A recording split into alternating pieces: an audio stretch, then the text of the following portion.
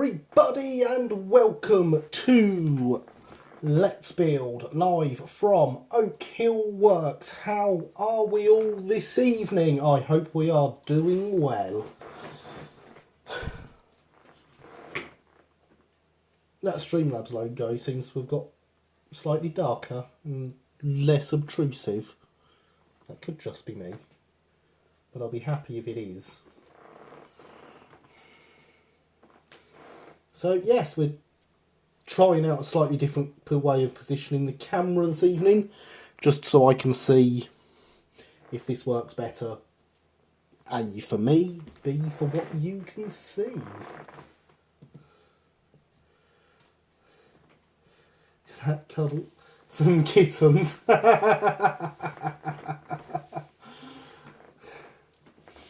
never a bad thing, James, never a bad thing. And it also confirms that my chatbot is working. So yeah, thanks for that. And here come links to Discord and Twitter and everything else. Thank you, Alex. Very much appreciated. There is no flux hydration, unfortunately. You should not drink your flux, James. So yes, welcome. We are going to get some important stuff done to this. God, there really is a lot of links coming in there. There's a new one later, Alex, but I'm not telling you what it is, and I've not put it on the website, so you can't go and check. It has to wait until something happens. So, yes, there are important things to do on this loco this evening. There's no hydration kittens either, because you should not drink your kittens.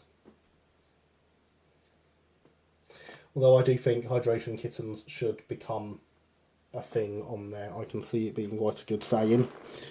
Yes, so, look, there goes the roof. Now we know we're on to a good stream. At the minute, these driving wheels, whatever we do, they won't turn because they've got the crank pins sticking out. So we need to correct that. And, I mean, really, we need to correct that anyway. By getting the con rods on, or the coupling rods, sorry, on, and getting the crank pins cut down. That is a rather important job that we have so far been neglecting. So we need to start by taking the bogie off.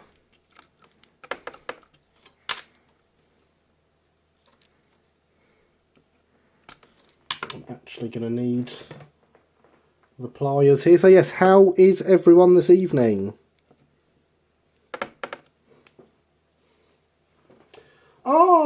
And there is the thing we were waiting for. Good evening, Javier. How are you? Well,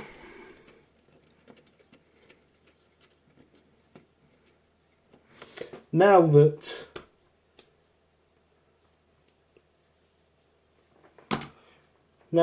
we have a problem.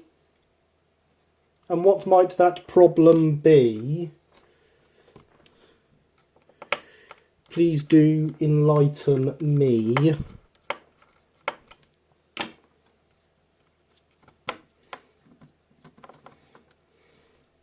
Hello, Luke. Hello, Brad. Welcome. How are you this evening?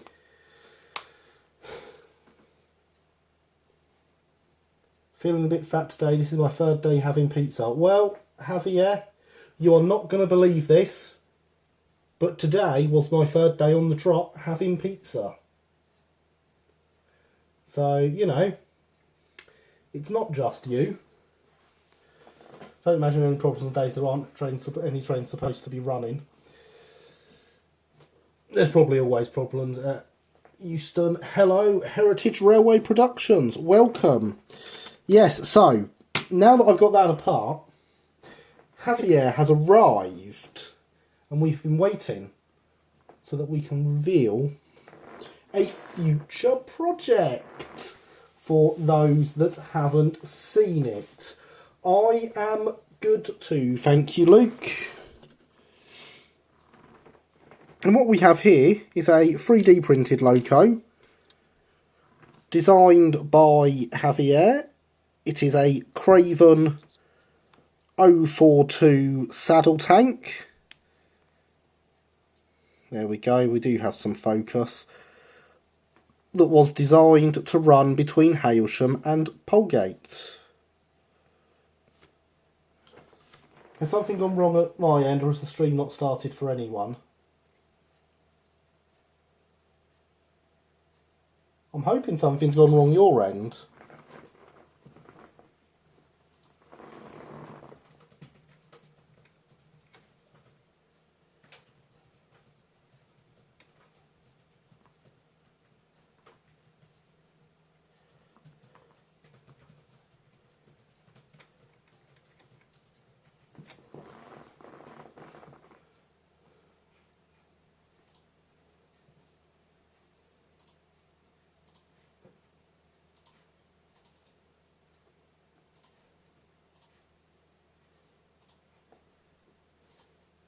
Let's just give it a second.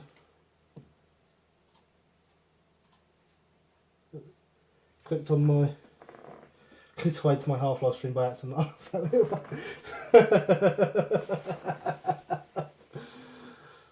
Yes, I was just showing this wonderful loco that has been designed for me, Javier.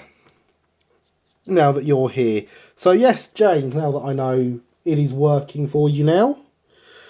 Lovely little 3D printed loco designed by Javier for me of a Craven tank from 1863.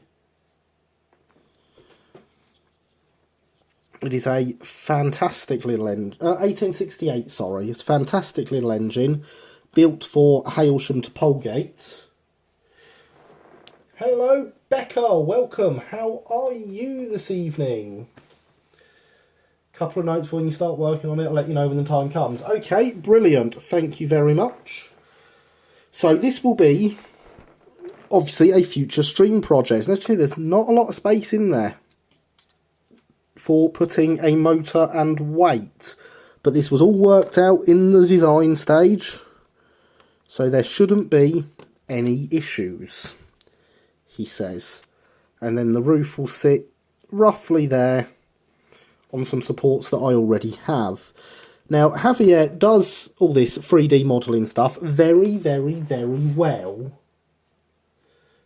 Gosh, that looks as though it's made of clay and is splendid. It is sat in Halford's red primer. That's why it looks like clay. Yes, I totally agree. It does, but yes, 3D printed, just using shapeways. You're good. I'm glad you are good, Becca. Excellent. So, yes, for those that want to see the things that Javier makes, which includes, I couldn't tell you if it's up for definite, I can't remember, but it does include an i3, if anyone would want one of them. So to find Javier's Shapeways shop, all you have to do is put !Javier into chat to get a link. And now that I've said that, I'm actually going to go down to my commands and make sure I did enable that. I did. We are good. So yes, !Javier in the chat will get you a link to Javier's Shapeways shop, where, I mean, this can be bought for starters, and you all know you want it. Thank you for that, Alex. There we have our newest link. Do you have an idea of when you're going to start Millwall Extension Railway 240? I'm getting one for Christmas, but I'll wait until you do it because you're more experienced with kits. I will probably be ordering the motor and it's waiting on the motor and gearbox to arrive. I will probably order it the same time I order for this one, so it won't be far off because I do already have the wheels and everything for that one. So, I mean, I should be ordering those at the start of the new year, so it won't be long. It's a fantastic little engine. About the same size as this one, actually. The World Tank one is on my list. Oh, good. Good, good, good. So, yes, there we have one fantastic little loco. Almost started to stem tomorrow. I'll be working on the i3 for Shapeways this week. Very close. Excellent. So there you go. Those of you that want an i3 but don't want to have to go through building one, it will soon be available on Shapeways. Isn't that just a wonderful thing? I've moved the microphone because it was in the wrong place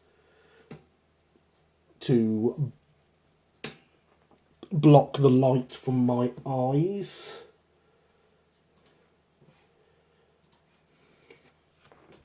So yes, we need to get on with the i3, obviously. We also need to put the fireman back in. He was sitting on the box in my way. Thank you. What wheels does it use? I honestly cannot. In fact, I got the driving wheels are Manning Wardle pattern wheels, produced by Alan Gibson. Do not worry about the questions. The questions are fine. So there we have the washers for the ends of the crank pins.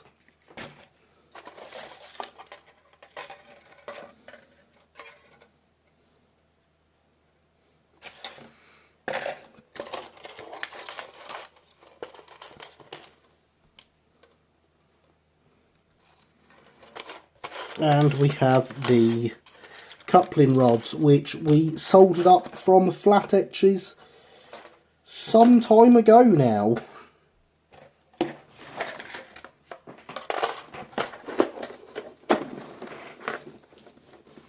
Yeah, I can't remember what the leading wheels on it are that I've got for that Manning Wardle are, but the drivers are Manning Wardle pattern driving wheels from Alan Gibson. So yes, these are the coupling rods. As I say, we did solder these up some time ago. They were folded, so there's a double layer etch there. And because we're using Romfords,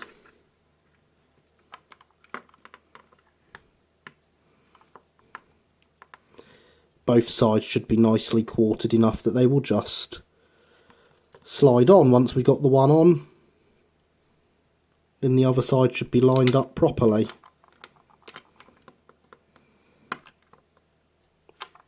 Oh, that's very strange, because I remember we drilled these out to make sure they fit over.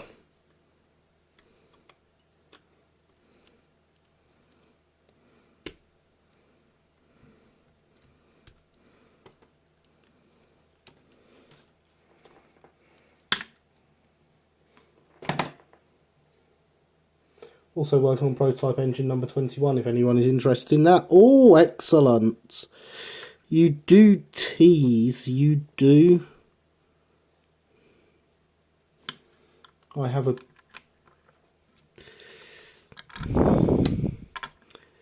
all these nice things you make. There we go, it fits on this side. How very odd.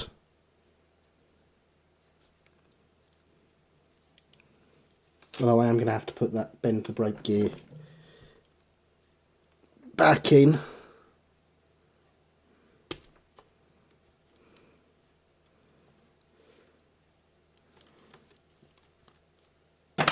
So as I said, this side should now already be in perfect alignment. Perhaps it is this pin that is the problem. How very strange. Get a flat-ended file and run it round.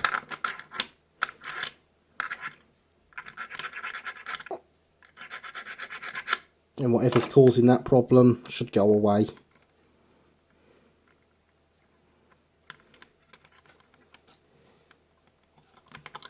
Thanks for the help. Not a problem.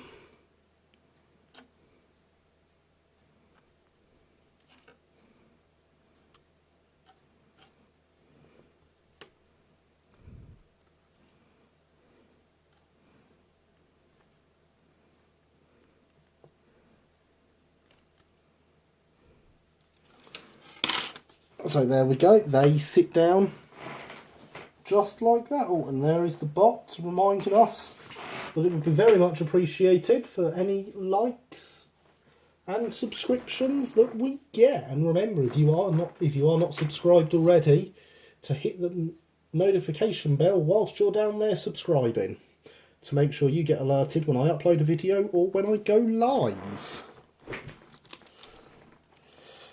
Oh, I'm noticing a problem here.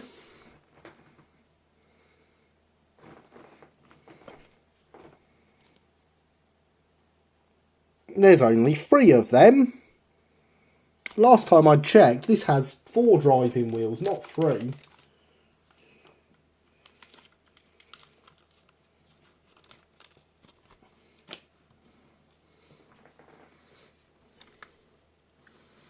But all that happens with these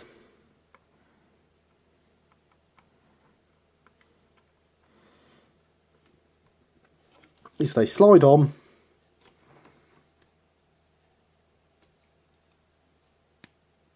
like that. We cut the rod down and we drop some solder on. 3 indeed is not better than 4.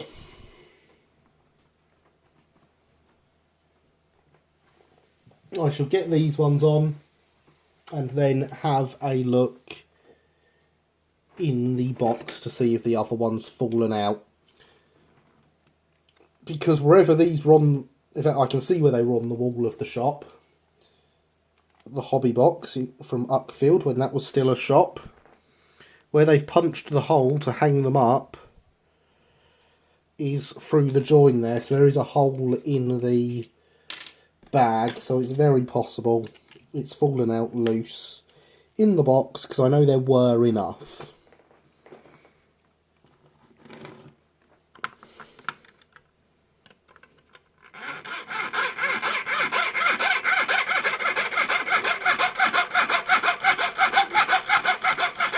Apologies for the noise, everyone.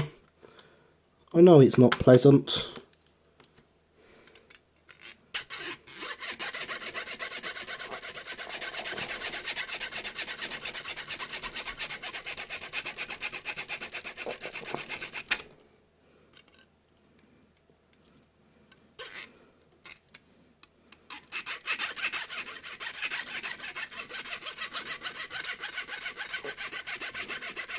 And I also wouldn't advise holding this how I am. I just can't see another way of doing it personally.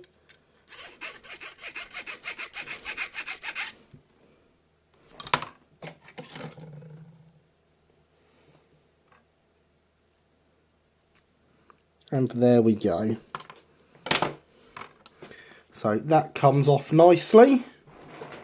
I'm going to stick the soldering iron on.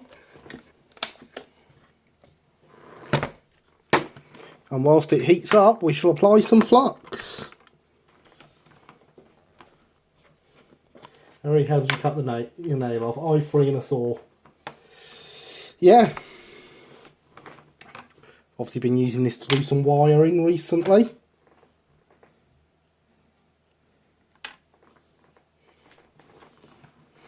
So you say these things as a joke, Becca. But, well, I mean, if you could see the scars in my finger.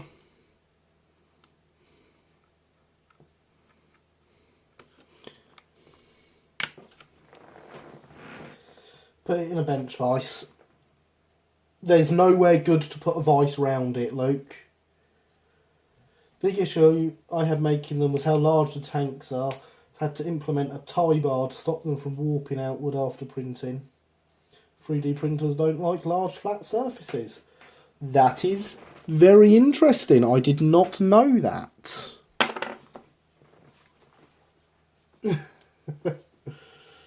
Not yet, anyhow. No. They grow back, trust me. Nails grow back.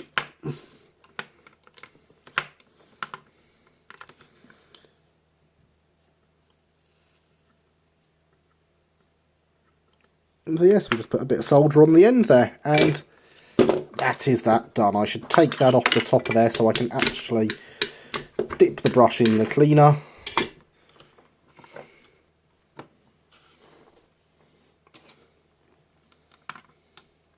Yeah, after I said it, I realised it was a bad idea. Yeah. I mean, there are definitely chassis where that would work, Luke. So it's not a completely terrible idea. But my preferred method at the minute, I can hold it like this quite nicely. I can keep an eye on how far through I am, along with manually taking it off and having a look and checking, and just snapping the last bit as I did on the previous one.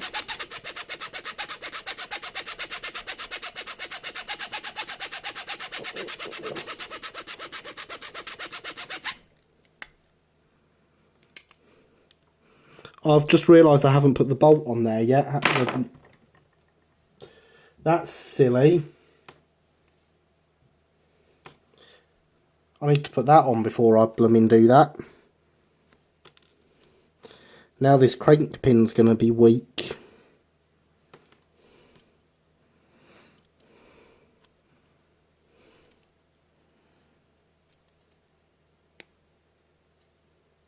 Hopefully it'll still be strong enough. If not, I will have to replace it. Having nails is overrated. Indeed, Luke. Indeed it is. Anyone know of a 00 gauge 240 chassis? Not of the ready-to-run variety. That's any good.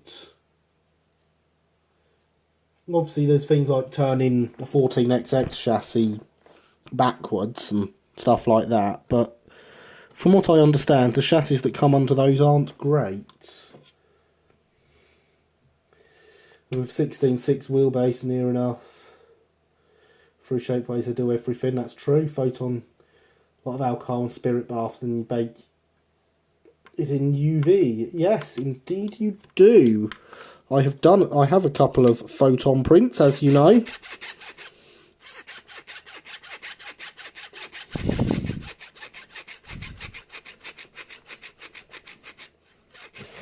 The 042 that I've got from you, Shapeways, my new one from Javier, it was cleaned with warm water and washing up liquid, scrubbed on with a toothbrush initially, and then given a bit of a scrub with some IPA afterwards to make sure it was really clean.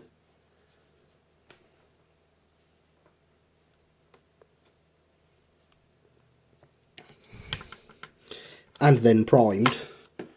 I don't know if the 14XX is the right size for you, Luke.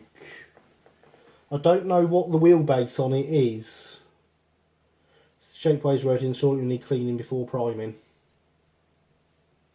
This was, as I say, James, this was cleaned before priming, scrubbed with hot water and washing up liquid, and then once that was, I mean, as far as I'm aware, that's enough.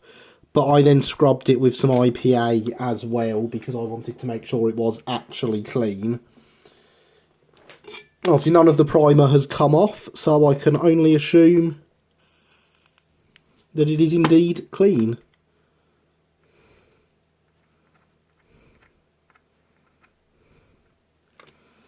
There we have the con rod attached. Shapeways stuff was suggested washing the low concentrate soap. Yeah, so washing up liquid, hot water, and then a scrub with IPA just to be thorough because I wanted to really be sure. And it's been sprayed and it is excellent. You can see from the underside there, that is still the bare Shapeways material. Nothing has gone wrong with it. It's actually slightly see-through, so you can see the primer through it. And the whole loco is very, very nice. very well designed.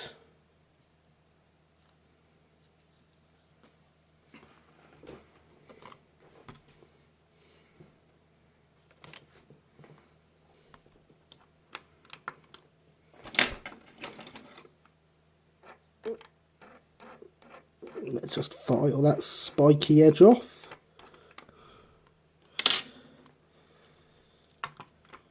Turn it over to do the other side. Well, 14 chassis is shorter, I guess I'll be designing a chassis for it then. There's probably one already in existence somewhere, Luke. Just because I don't know of it doesn't mean it doesn't exist.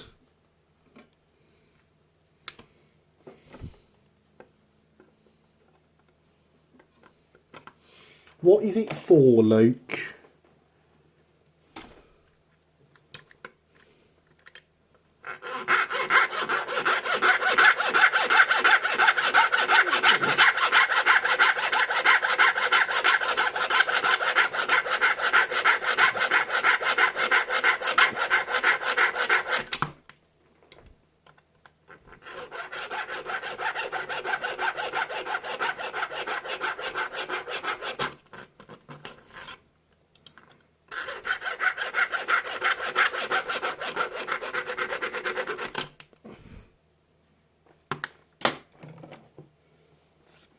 If you wanted to get crazy, you could have dipped in the spirit bath.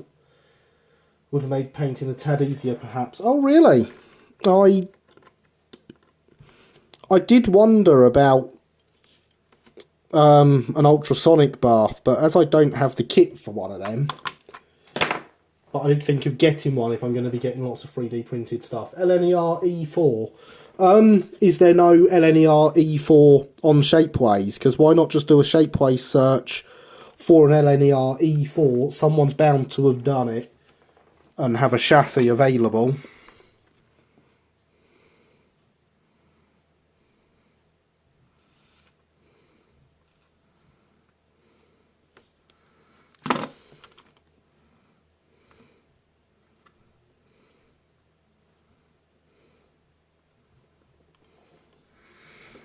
It's not like it's an ultra obscure loco or anything.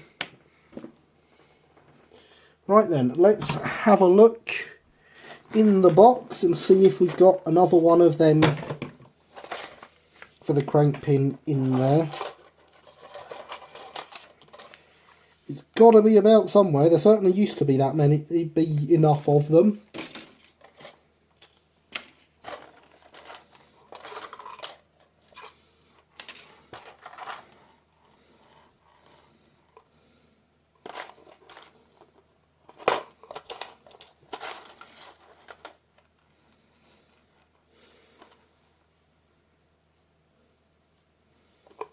Well, I can say now that that somewhere is not in here.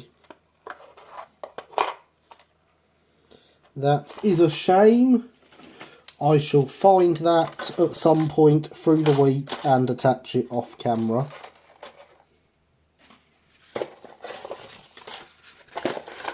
And that'll be the only bit of work this gets done off camera.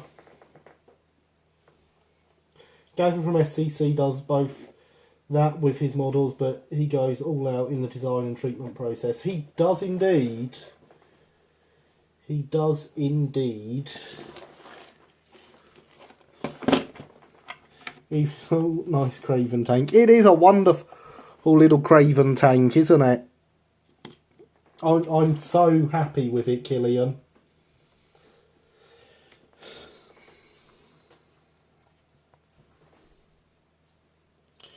Right, so that, unfortunately, is all that we're going to get done for the coupling rods this evening, since we are lacking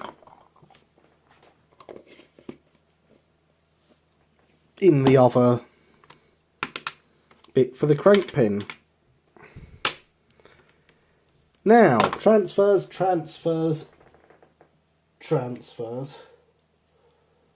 If it is there, I can't find it. You're not looking hard enough, Luke. That's always the solution. Watch Alex now go to look for it and post it 2 seconds later. No, that's never happening with Shapeways. It's not the easiest thing to look through. So yes, transfers, and more transfers. We have boiler bands to add. We have the sides of the cab to do. We ideally have the bottom of the valances to do. What we don't have is a big pot of water sitting here.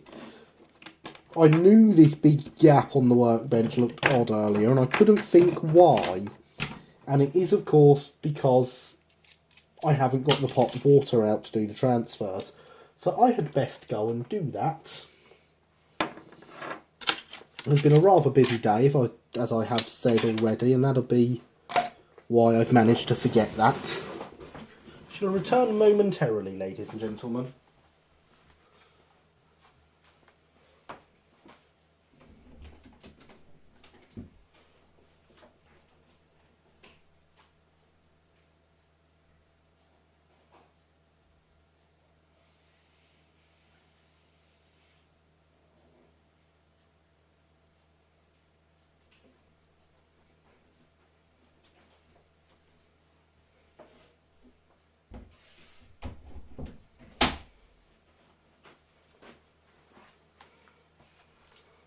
With some slightly warm water.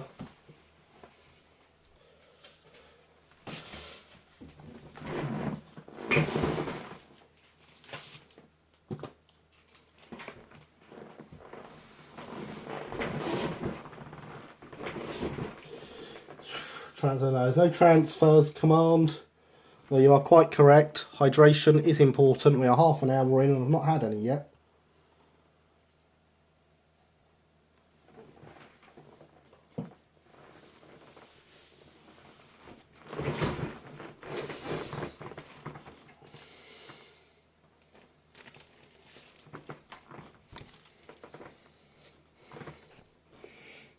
Well, that's no good. Let's move the camera up a bit. It's sat on the workbench and I can't slide things under it. We, this evening, are going to want these thicker bands here for our boiler bands. If we should happen to run out of these things, we do have these that we can use. So they are going to be the first priority. Yes, Gavin does put quite the effort into things, but least time he never wants to work on a Grizzly firebox again. Fair enough. Looking forward to his FR20 massively. Oh, definitely Killian. I've not heard of progress on that one for a while, but it should look pretty good. Oh yeah, it'll be fantastic when it arrives. It really will. Man has set a standard on the 3D scene. That he has. That he has. And for those that don't know, he's a subscriber to my YouTube channel. Comments on my videos occasionally.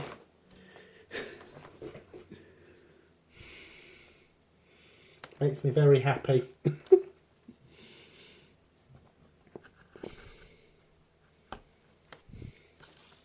Oh, and he watches back the live streams afterwards.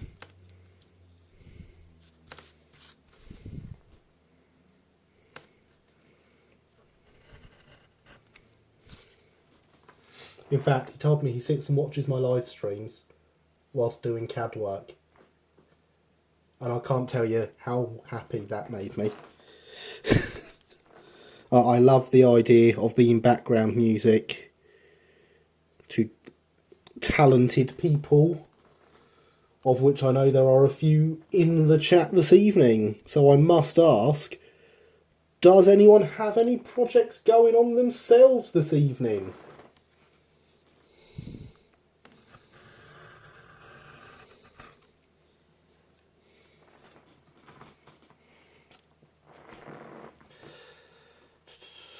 Get one of his E2s. You can never have too many. I have enough E2s. I am not a fan of E2s personally.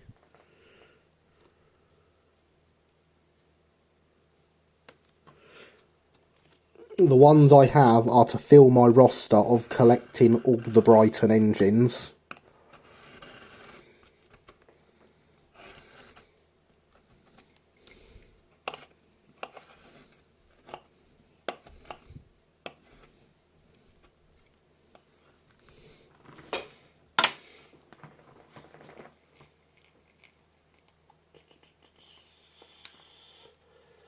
He lets me know the achievable parameters on his machine. The Scotchman will hopefully be my magnum opus.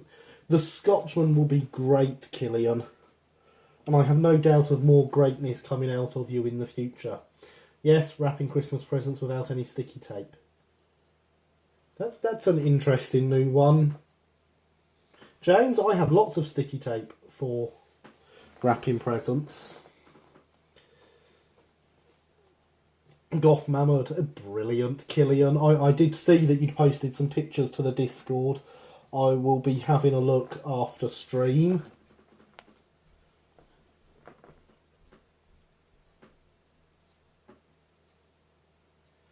Last day of studies, wish me luck. Yeah, good luck, Javier. Studies are never fun, we all know that. Collecting all the Brighton engines, are you mad? Yes, James, thoroughly. Thoroughly mad. Thinking about either continuing on with my Captain Baxter or my Model T, or my T. Ratio four-wheeled coach kit. I want to see both of them. I want to see Baxter pulling your ratio four-wheel coaches. Insane numbers of them before Stroudley's standardisation. We're ignoring those, James. I'm going for every Brighton engine at the group, or every class of Brighton engine at the grouping.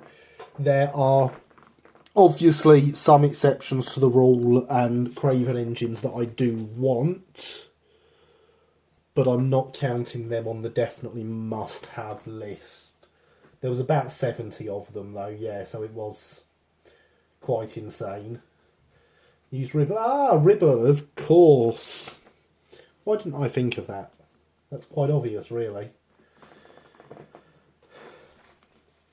Yeah, say Heritage Railway Productions. I want Captain Baxter pulling your four-wheel coach kit. But that seems like a fantastic goal to aim for. In a mad world, only the mad are sane. Indeed. There are no E4s in 3D printed form, and the only kit ones aren't around anymore. GR is very underrepresented in kit stroke 3D form, sadly. I knew you'd go looking, Alex. Well done. Thank you very much. Ignoring Craven, that's cheating. Yes, it is. Every Brighton engine at the groupings, no Jenny Linds. Jenny is an exception. There will be Jenny Linds. At least one. In fact, I'm already owed it. The kit is coming to me via a kit swap. My kits have gone. Unfortunately, the person 3D printing it was not able to produce it in time for them to get it to me, so it's just coming when it comes, basically. I'm not in any rush for it, and I know it will be coming. No West End tanks. No standard goods. I mean, these are things that may happen. So there is a selection of Cravens I do want. So don't be sad yet. There will certainly be enough Craven era stock that I should be easily able to run a couple of layouts with it if I want. And it will all be painted in pre-Stroudley Loco green, which I do believe I have a tin of. So hopefully the E4 kit becomes more available when Squire Seth. Will do, just need to buy a Hornby Pug for the chassis. Yes, would that be Matt Wickham's Captain Baxter 3D print?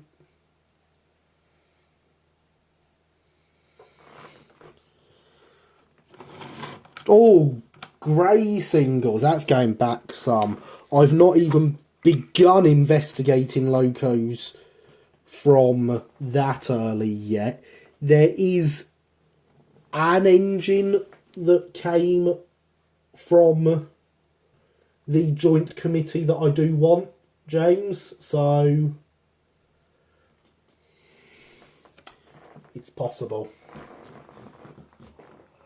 Newcastle Gibson E4s might turn up now or then. Have Newcastle reintroduced the E4 yet? Thinking about it, it does sound like something that might have been done.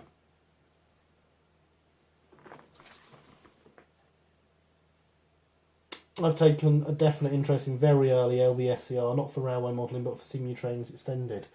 Interesting, James. Very interesting. I like the early LBSCR. And I would like to do something with it eventually, but it shall have to wait and see. How drawings for those, James, don't tempt me. Well, Killian, if you make them, then I'll have to do it, won't I? If you just CAD them up and get them available, I'll have to have one. Heard that if you contact Seth and ask for the kit, they'll send it to you. As long as they have it, yes, they will, Luke. Yes, it is. Ah, excellent. I've always wondered how good a kit that is. I've certainly been tempted by it in the past. For those that don't know, I do, as well as all my Brighton stuff and my South Eastern and Chatham stuff, have an ever-growing collection of Bluebell Railway stuff. So Baxter is on the list for that. It just happens to be it's not a list with very much priority at the moment. And there is our first boiler band. Now the next two should also be this size. So whilst I've got that one there, I'm going to cut them.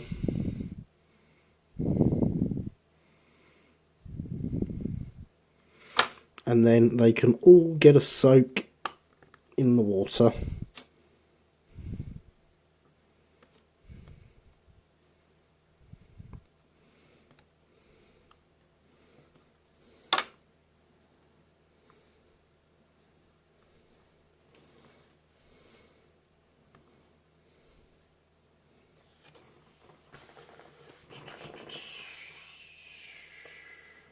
I thought Newcastle was Seth.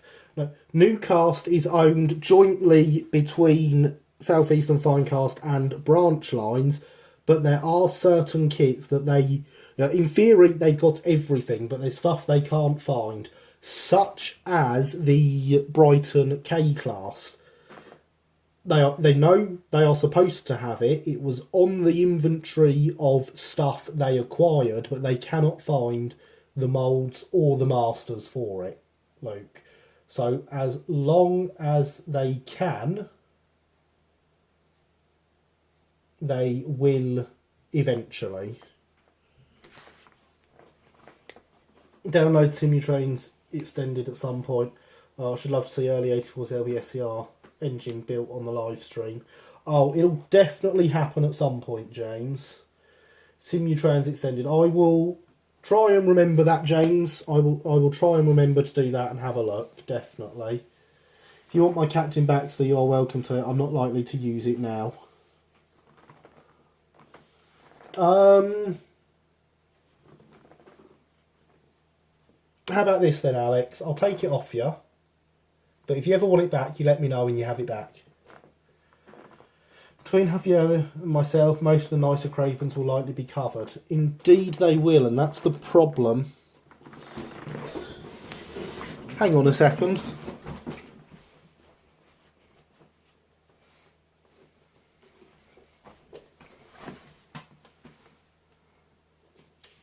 This one, if I use this one, I'll have to look for it, won't I?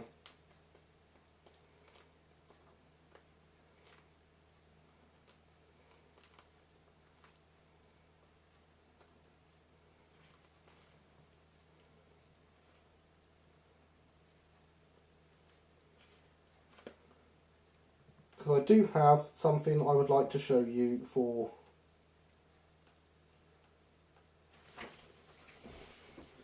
if I use the modern one, I know where the drawing is in that one because it's marked off.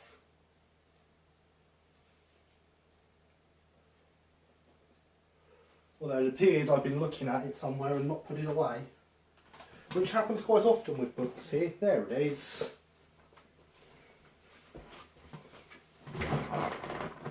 Oh, that was the one. I just found it.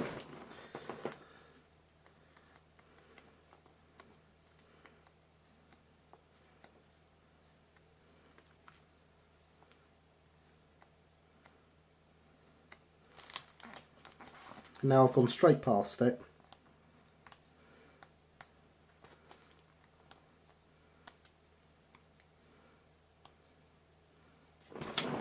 Here we go. It's free and open source. Excellent. And the chatbot says hydration is important.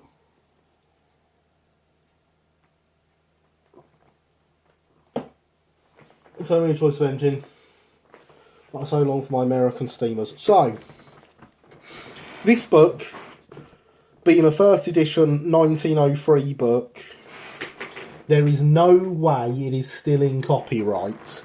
The book is over 100 years old.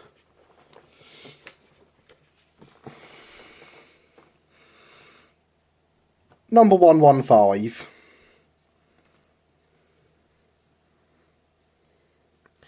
Very, very nice engine. And I want it because I have a picture of this engine at Hailsham Station. There is a photo of it from before the line was extended northwards.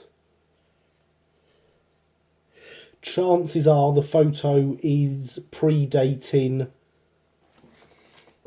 number 27 being built. So that is something I want. Look, and I've got all that text about it. And I'm pretty sure, as I say, this book being over 100 years old is out of copyright. I can show you that. That is something I want.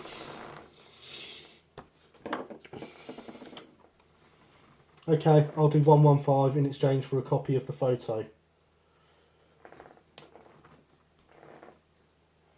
There might be two photos of it I've got, Killian, so I'll get you both of them. One of them only shows the back and therefore the number. So yes, I will get you copies of the photos, not a problem.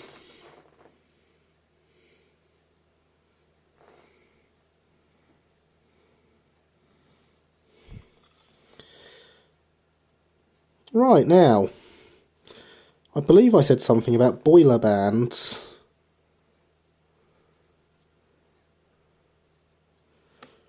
Left me paintbrush upstairs. So I've got no paintbrush to do this with.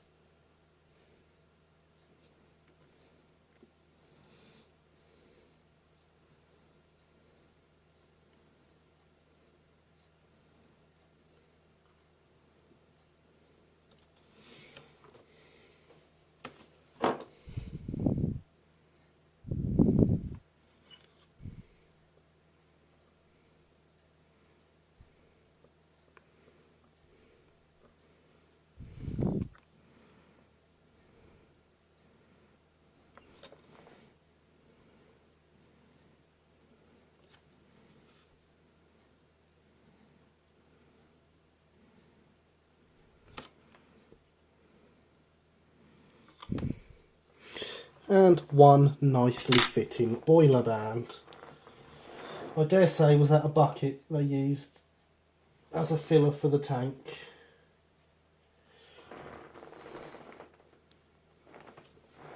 Am I going to have to find the photo again, the drawing again now? If anyone saw what page it was on and can tell me. You know what? That could well be a bucket sat on top of the tank there. That is certainly very, very possible.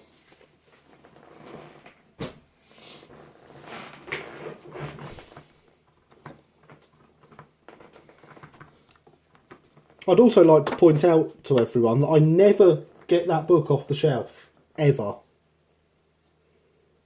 I have a reprint of it that I use for when I want to look through.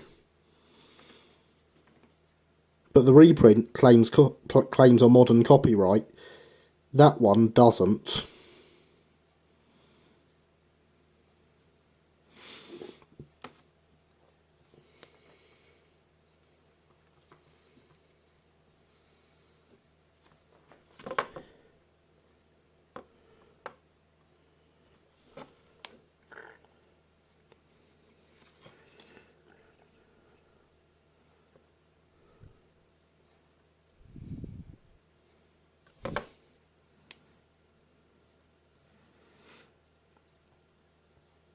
And there we have a second boiler band, just like that.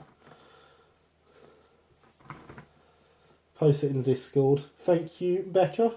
Scary to think that's in the realm of possibility. It is, isn't it? Yes.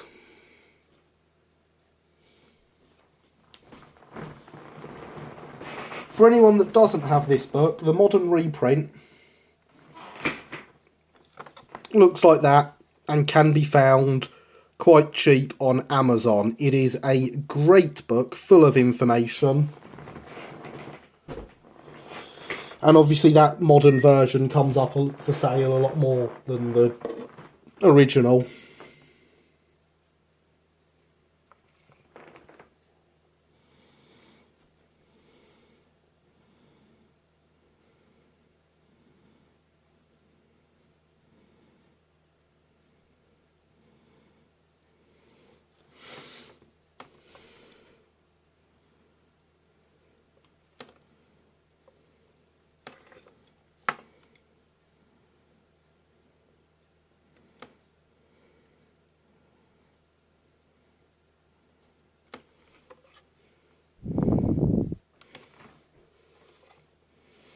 And just like that, a third boiler band appears.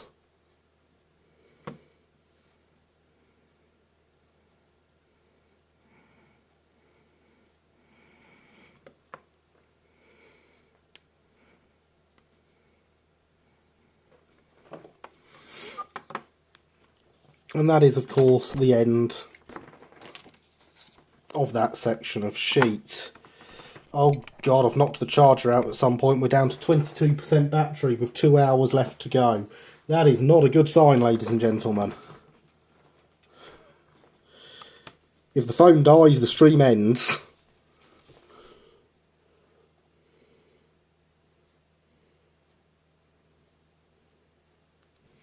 I do plan on getting a webcam in the very near future that won't have this problem.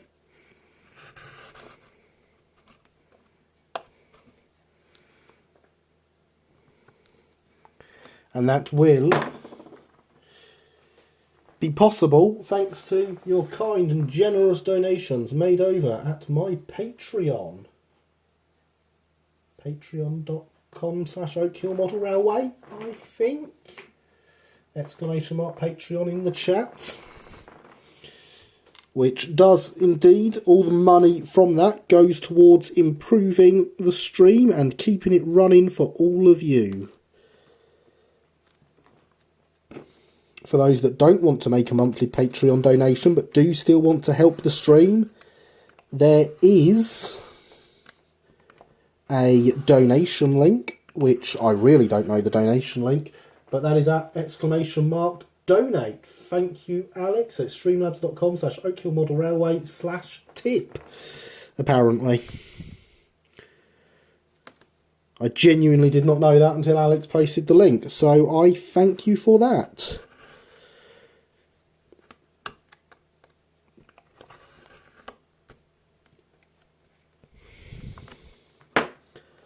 I was also on the realms of raising money for the stream. I was talking to my brother earlier, who is social media manager and star of a podcast, who suggested to me, why don't I sell t-shirts through somewhere like Teespring? So, that raises the question, ladies and gentlemen. Who would like Oak Hill Model Railway t-shirts to be a thing? I'm not opposed to the idea if you're not. Right, ideally, this wants to go all the way around the loco.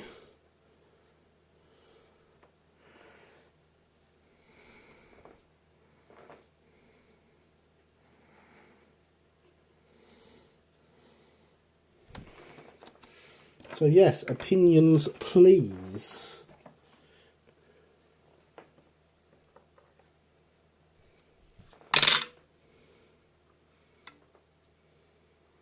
A t-shirt with hydration is important. Yeah, that's the sort of thing I'm thinking, James. Some of the common sayings on the stream, such as hydration is important.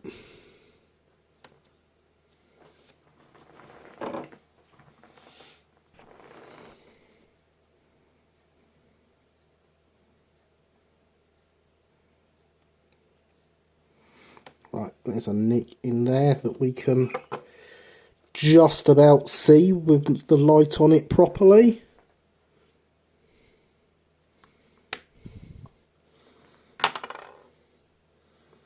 Because yeah, if it is genuinely something people would like, I am happy to go ahead and do it.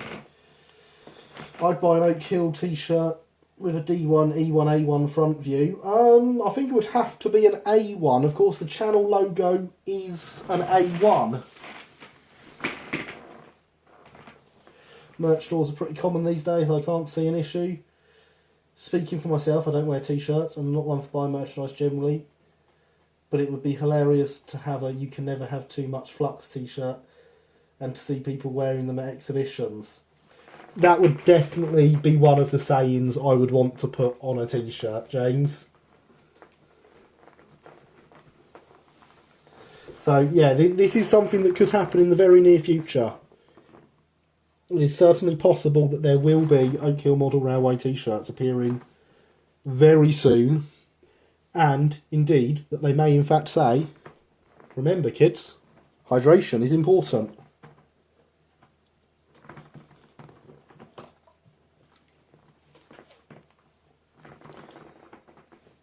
So yes, if people want to see that, I'm not against making it happen.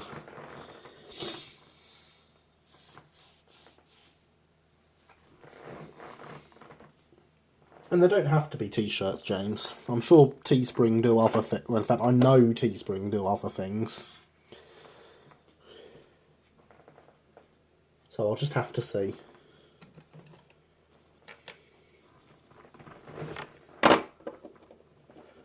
Will there be one with pictures of kittens? Well, James, if you're going to buy it, I will make one with some hydration kittens on it.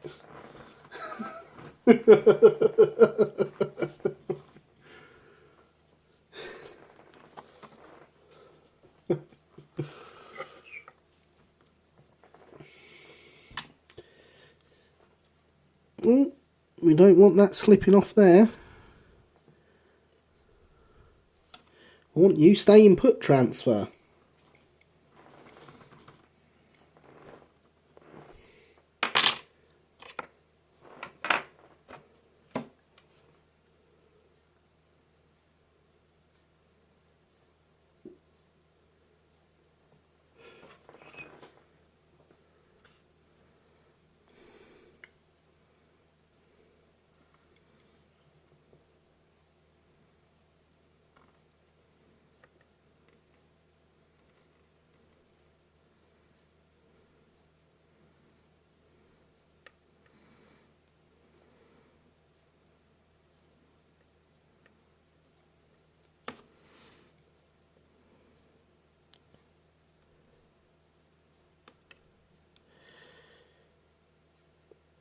As I do this, I think I probably shouldn't have done a transfer this size in one piece.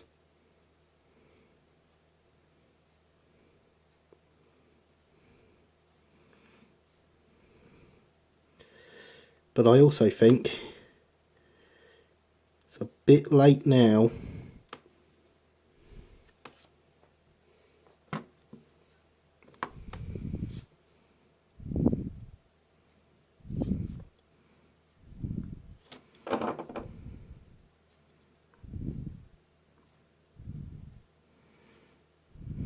And honestly, it's not the first time I've done transfers like this in one piece. Be helpful if they stop sticking to the tweezers though.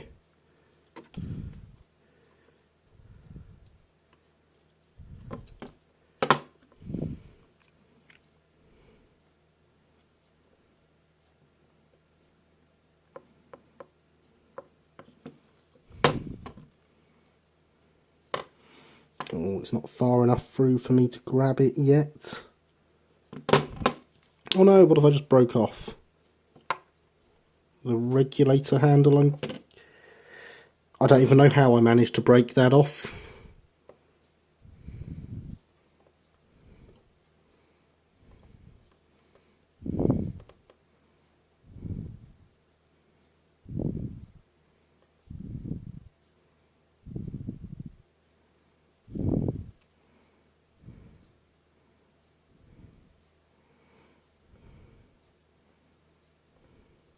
And there we go, we've gone all the way around the boiler in one transfer. It can be done.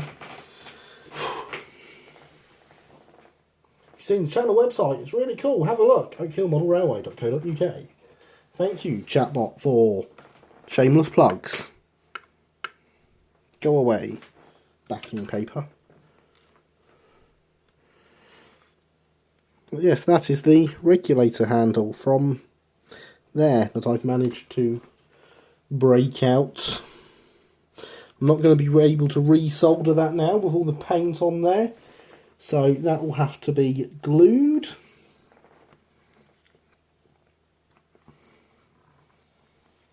It is not a problem.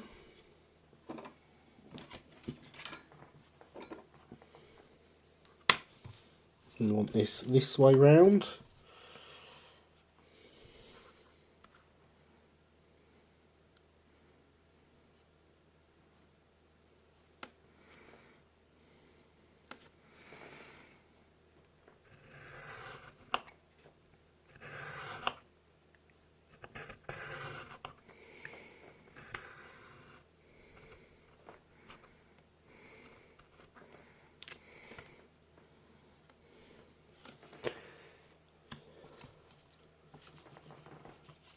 Yes, that makes no sense how the regulator came off. Yeah, I don't know how I managed to break that off, but obviously I did something. There we go.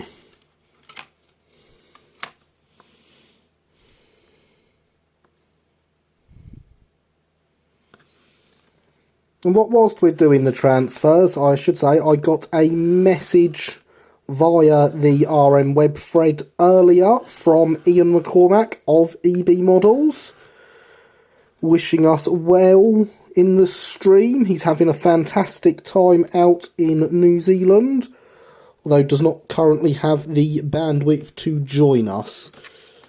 Not that I would expect him to whilst he's on his holidays. I certainly wouldn't be thinking of attending live streams.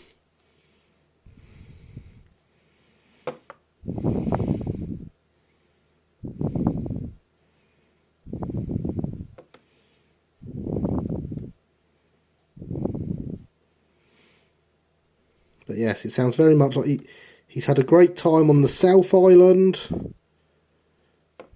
He's now on the North Island, having taken a ferry. I believe he said last night, I'm trying to remember. Could have been weak. He's here in spirit. He is indeed.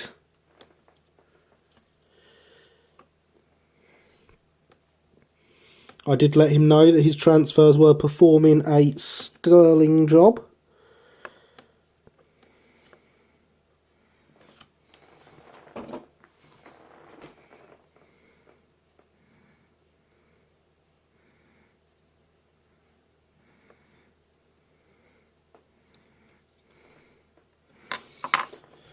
Could have been weak beforehand. It could indeed have been weak beforehand. It just seems a bit odd, really, since my hand wasn't really in the cab.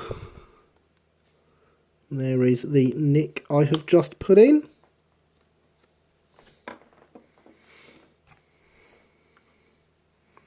And we'll dip that.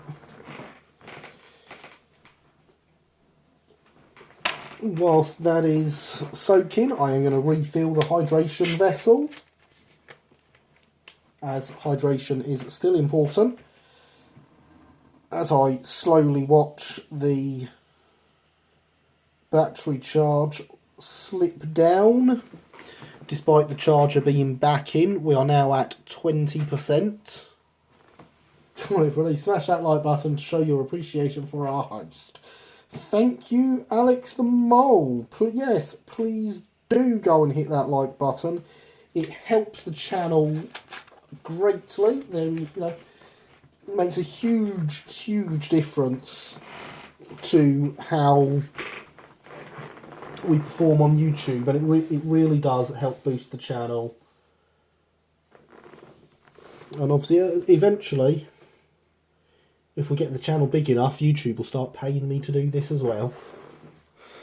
The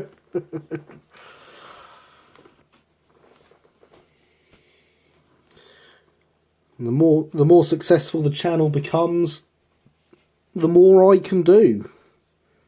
Quite simply. So if you are enjoying it, it really does help to ensure the future of the channel by hitting that like button.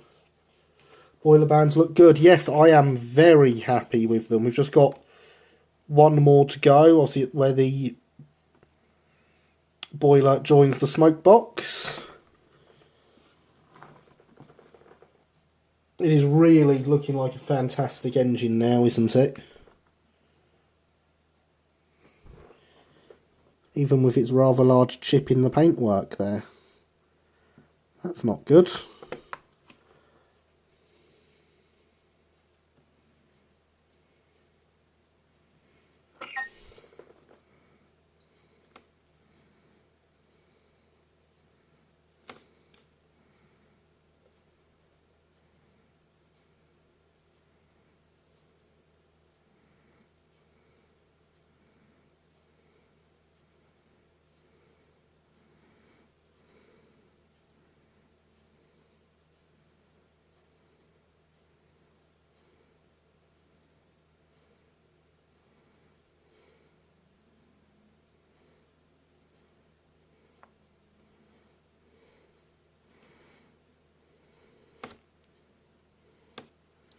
There we go, we're getting some progress on this one now. It is coming off.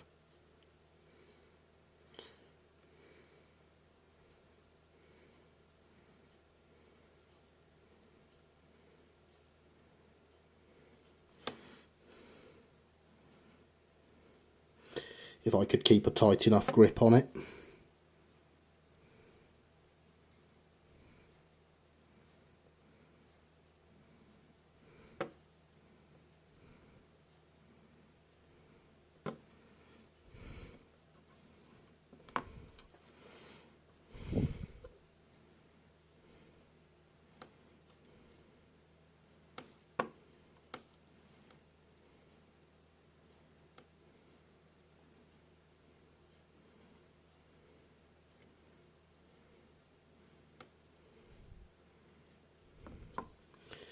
So yes, of course, as I have stated everywhere I promote the stream, my intention and hope is to get this engine finished before the end of the year. For those that haven't been paying attention,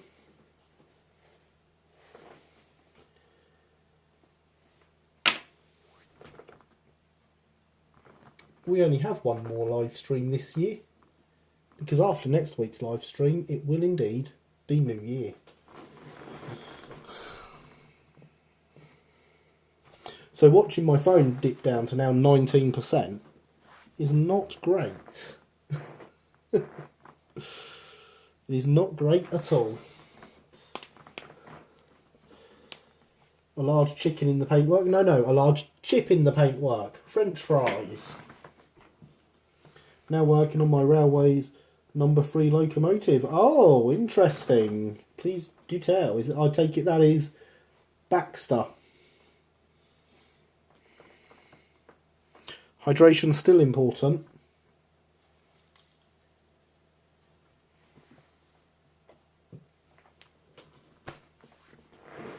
But yes, should the phone die, that will mark the end of the live stream. However, we're an hour and 10 minutes in and I've done everything I said I was doing tonight, so that's always good.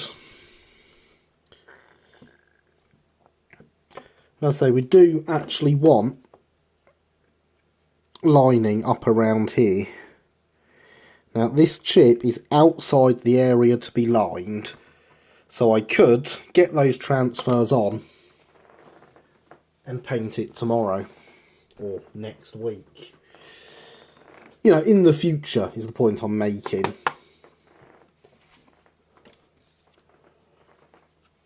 And I do think that sounds like a good idea, personally.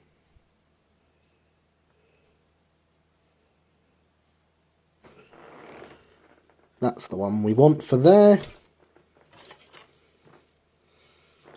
If we end at 12, you have to stretch another hour and 49. Yeah, exactly.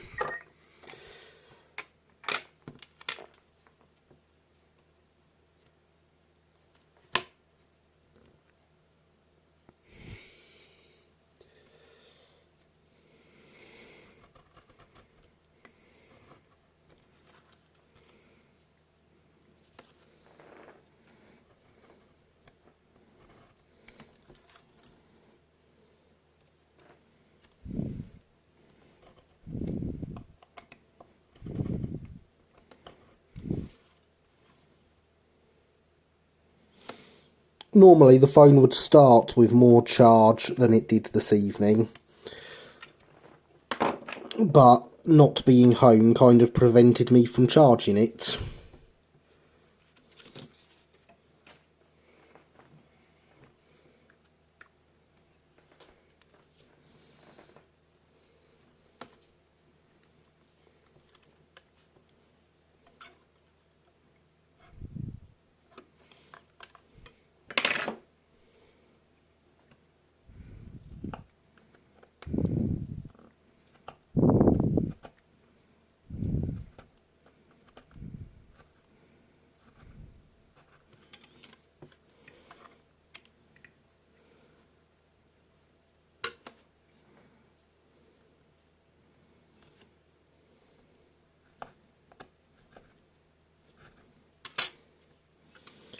But yes, we are very much now racing against the battery.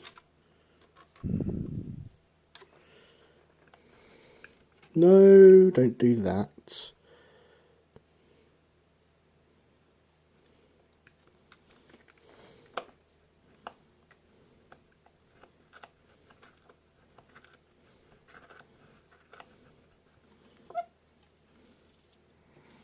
We're missing a large portion of that transfer. That's going to still be under the ruler. There it is, stuck to the bottom.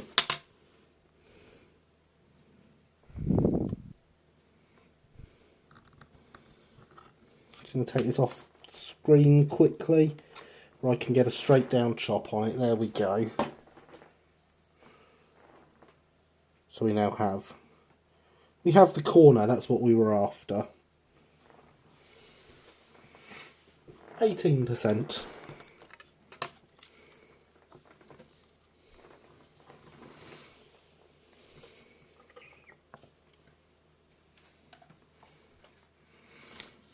And we also want a corner for this section.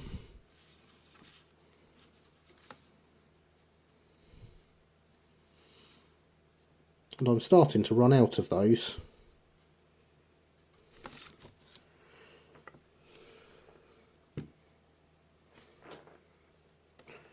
I think we want to go with this one here. No, it's not that, it's just another locust. Set a tank made from 2 Hornby 040s. Oh, interesting. Very interesting indeed. I would enjoy seeing that.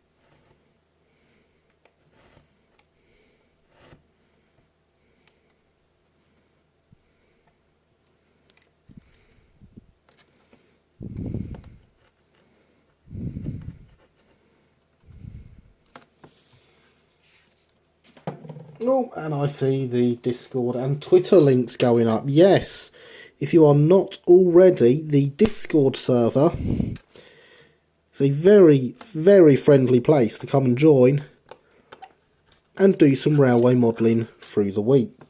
Or talk about railway modelling and real railways and many, many other things through the week.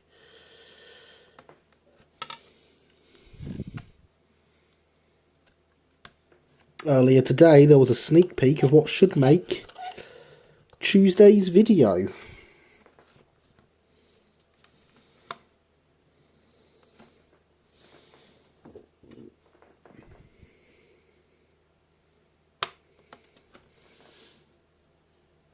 I'm not telling you what it is. For you to find out, you will have to join the Discord server or wait until Tuesday.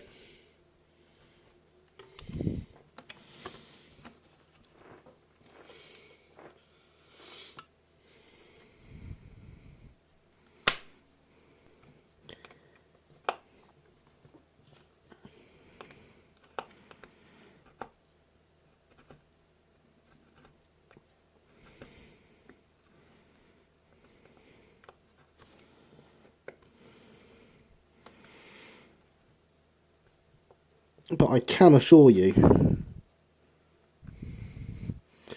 it's a very nice community we are building up together.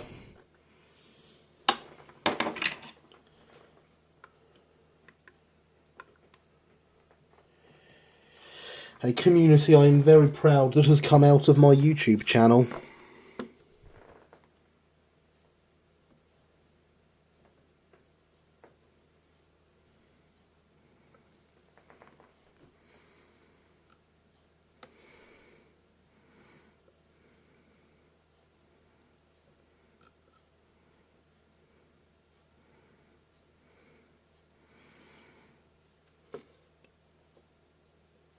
There we go. Isn't it like even Alex, who was very adamant he was never going to join Discord, is telling us what a wonderful community it is.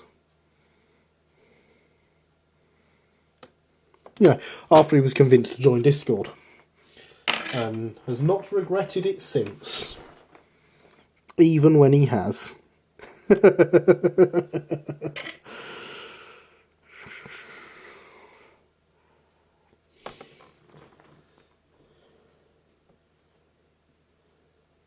Isn't that right, Alex?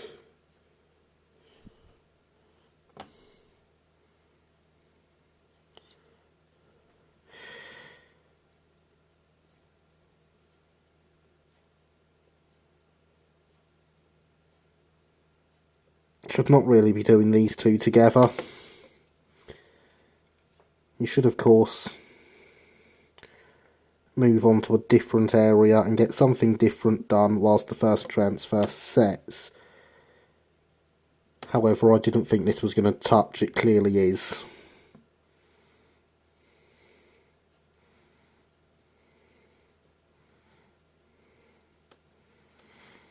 So we will not make that mistake again on the rest of the panels.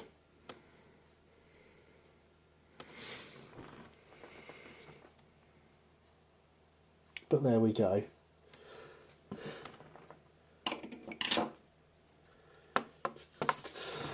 Really enjoy these streams. It is a group which you can ask and answer questions, and it's a safe environment. Well, I must say, the Discord is very much the same. It is a very safe environment in which you can ask and get answers to questions from a wonderful group of modelers. I was going to say, but that is a me problem, not the community. Yeah. Thank you, Heritage Railway Productions. I take that as a huge compliment.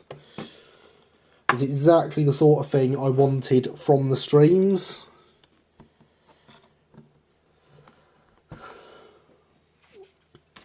So to hear someone say it, or well, see someone say it, I suppose, is amazing. 16%.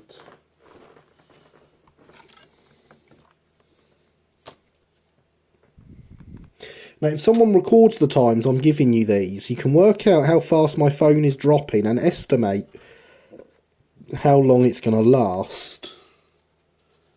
It's a very safe environment that sometimes has photos of cats.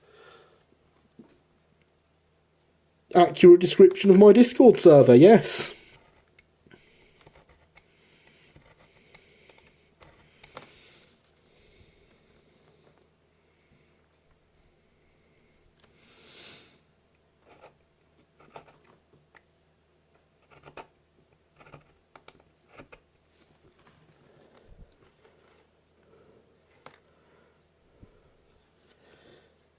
It has had many pictures of cats over time from both Luke and Corbs.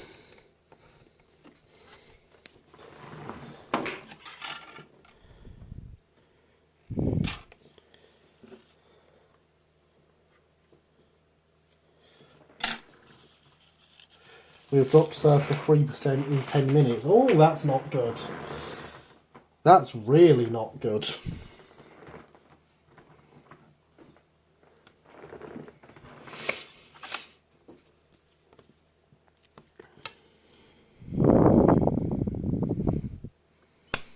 I was hoping it was doing better than that, especially when you consider it does actually have a charger plugged in.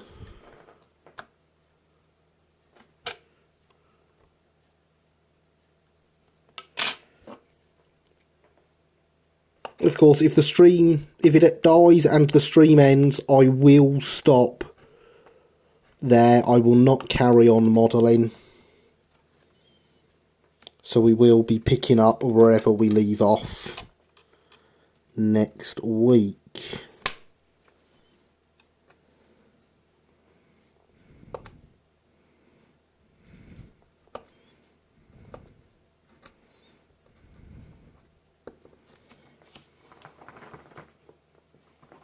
Therefore I have circa 53 minutes left, assuming a linear decay. Yeah. It's an interesting assumption to make. You would think it would be a linear decay, but it is technology, so who knows?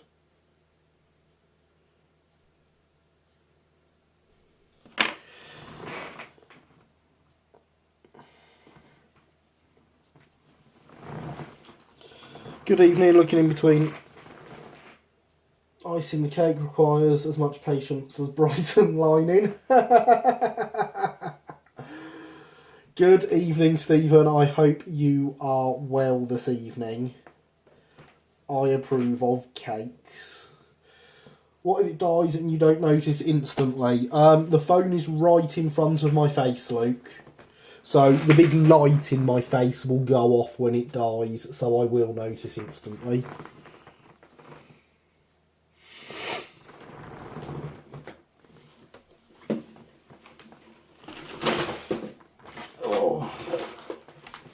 If I can get this plug moved to a better position, I may be able to try.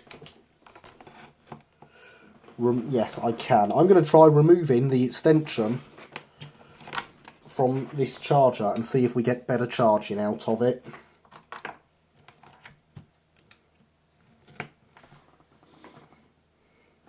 Because of course a shorter cable should carry voltage and amperage better. So we can but hope.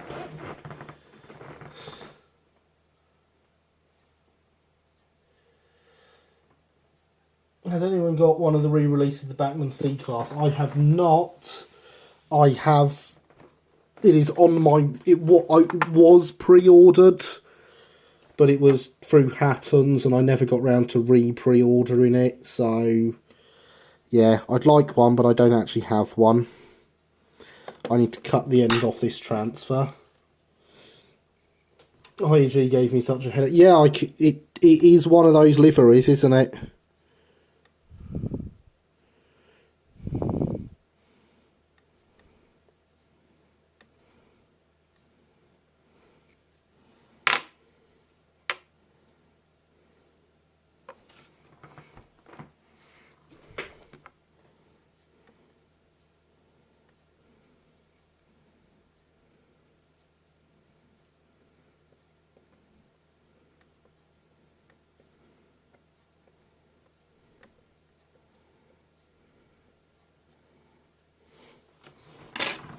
we go.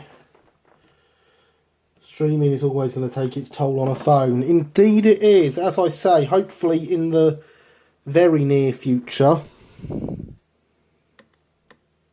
I will have a proper camera and this won't be an issue anymore, because we'll be running the streams with the laptop and a webcam.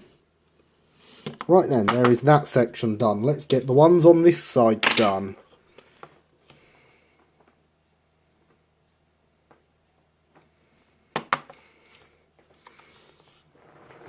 I was going to get second batch one, but one is enough. Yeah, you were your first batch release, Alex. i.e.g. I've been developing a strange liking for good screen. That is a strange liking, Stephen. But considering the stuff you're doing with the Brighton, an understandable one.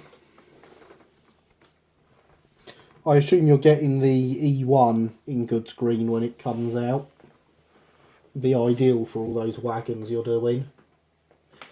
I dare say it's a tad harder working as an HO modeller. Maybe. I mean, I would say it would be harder because I did my lining up on the computer and did it as transfers and you painted it. But of course, transfers wouldn't have made a difference with scale.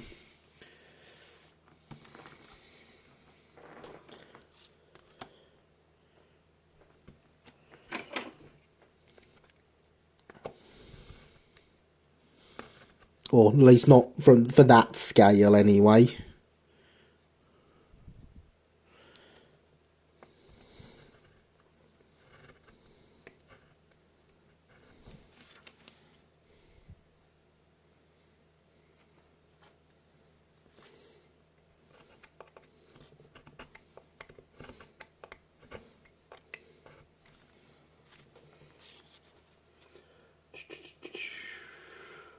I was going to build a layout that fits in a really useful box 77 litre, but I've got nowhere to store it, so I'm going to build 009 layout in 22 litre box. Fair enough, Luke. Fair enough. Good screen is a lovely colour. It's not the worst livery ever. It's not my favourite livery either. Anyone got any ideas on what I could do? I would say, Luke, what you could do is build a 009 layout that fits in a 22 litre box. Yeah, I did mine from Hatton's to begin with. But I saw there was some from Kerno Model Round. Ah, fair enough. Rails has the season. Are you telling me places still have it in stock? Because really, my money should be going to buy things I need for the stream. No, I do. Obviously, the stream money is, but I mean some of my money as well, rather than a very pretty loco that I already have a model of.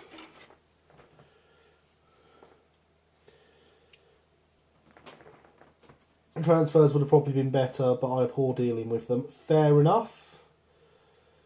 What's the worst livery ever? Oh, the worst livery ever. That's a very good question.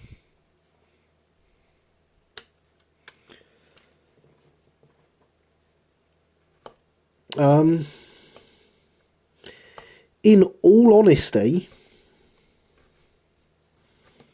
I don't think unlined green is that good a livery. In any shade, really.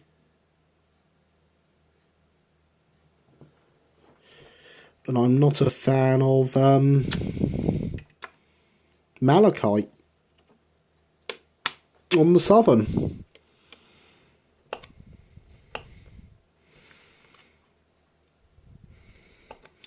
But to a degree, it depends on the locos that it's on with liveries. For example, oh, of course, there's modern liveries as well, isn't there? I was thinking steam. Most modern liveries are quite terrible.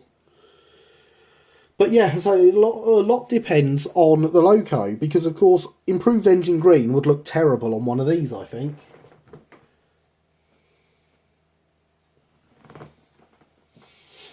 Oh look, the bot tells me hydration is important.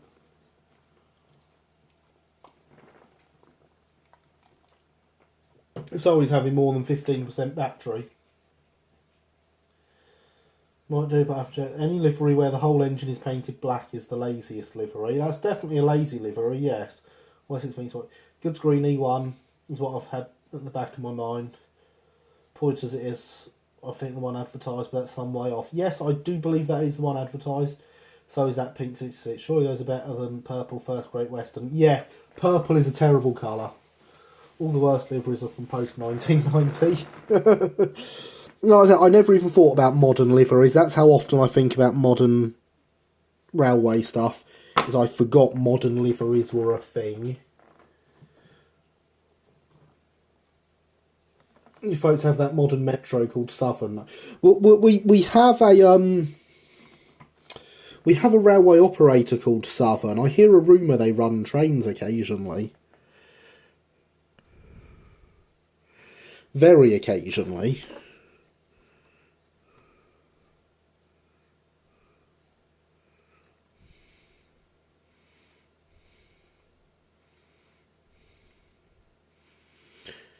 Insert political joke here. About them running on time.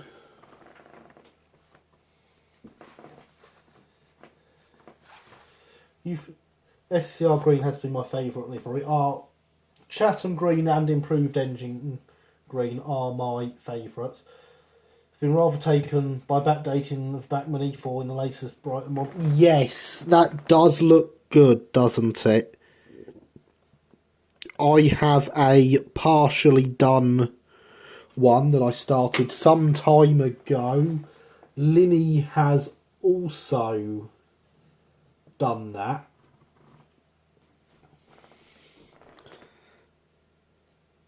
And has finished it, and it looks absolutely fantastic.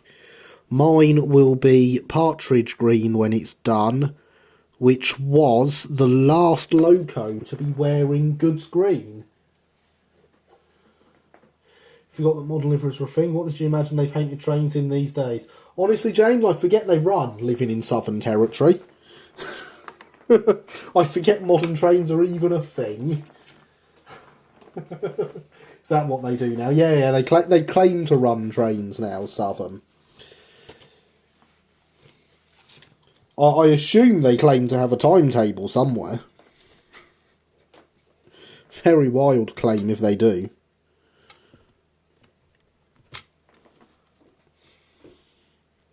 We are at 15% battery still.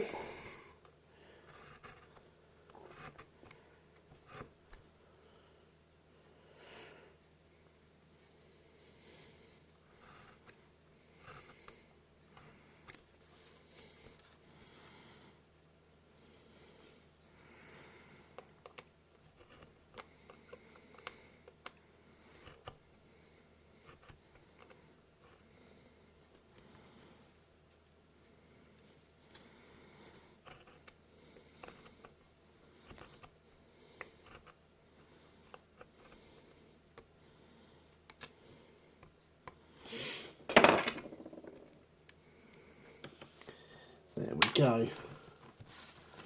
Dingiest livery known to man, BR70s, all over blue as applied to D. Yeah, it's not great, is it? Partridge Green, Goods Green, that had me confused until I looked up the table of E4 names. Excellent.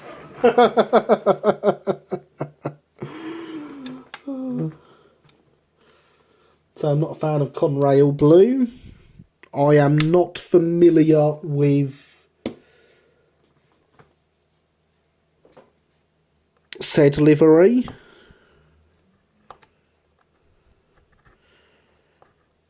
So I couldn't tell you how much of a fan of it I am.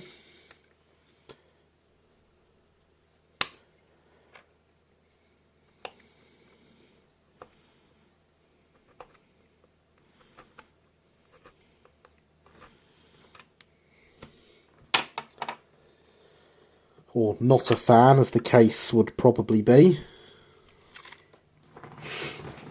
Oh no, I've forgotten to cut that one short as well. Quick, let's get it back out of the water.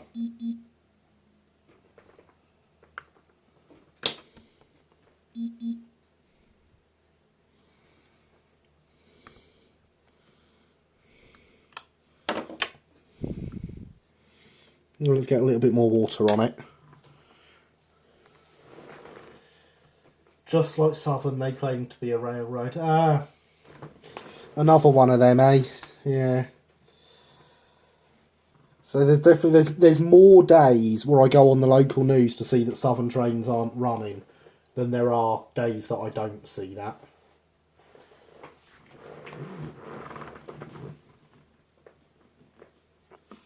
It does make me wonder what the point is.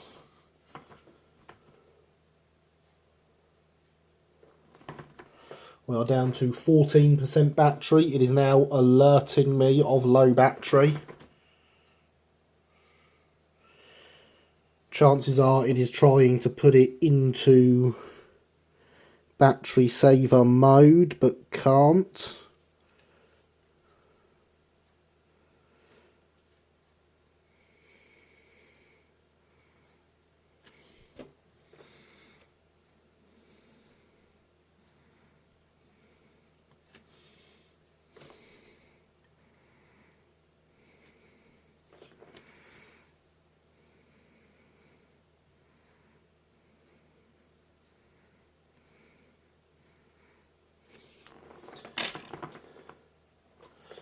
Good evening, Christopher. You join us as we count down the battery percentage on my phone. We are currently at 14%. Good night, Becca. Thank you for coming by. It has been great having you here. Do sleep well. And I shall see you on Discord.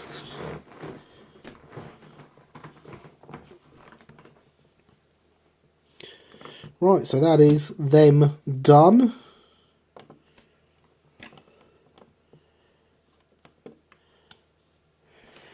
In theory, I should be able to get the go round them and do the corners now. Oh dear, exactly. We're on a time crunch. That we are. That we are indeed. Right.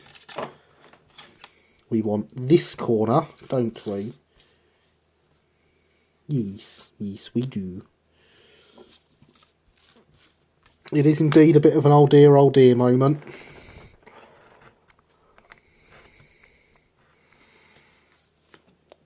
Which can only be correctly be said in Chuckle Brother accents. Not that I can do them. Either of them.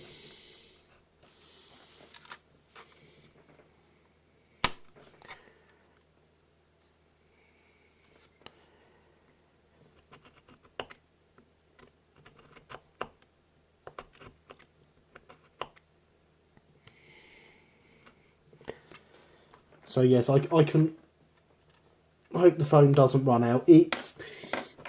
I think at this point it's pretty inevitable the phone is going to die before the end of the stream. It wouldn't have happened if I hadn't have knocked the charger out. Or if I'd at least noticed I had knocked the charger out.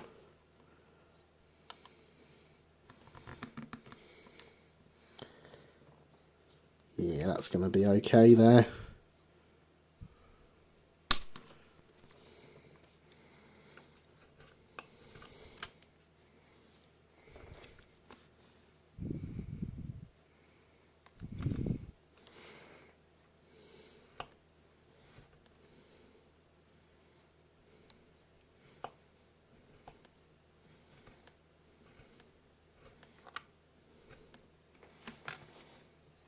And we are down to 13%.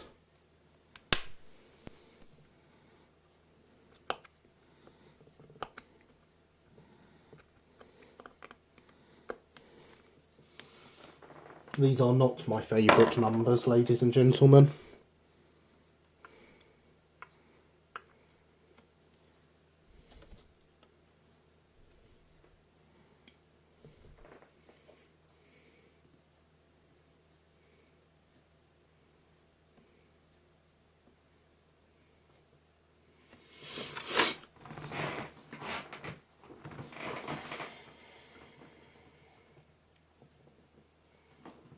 hydration is still important.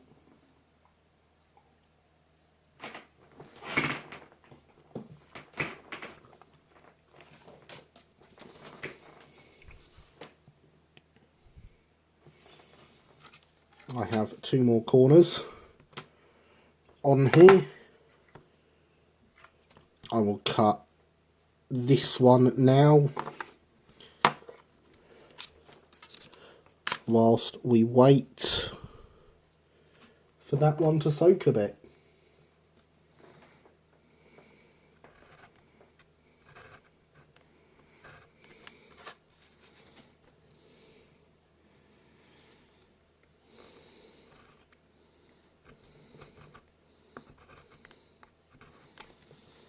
We very much have achieved what I wanted to achieve on stream this evening.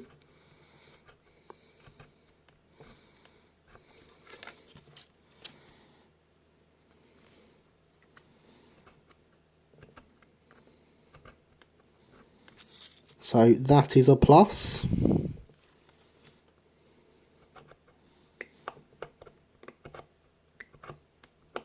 It would be great if we could get these sections round the sides of the cab done before the phone dies, though. God, that did not want to cut at all, did it?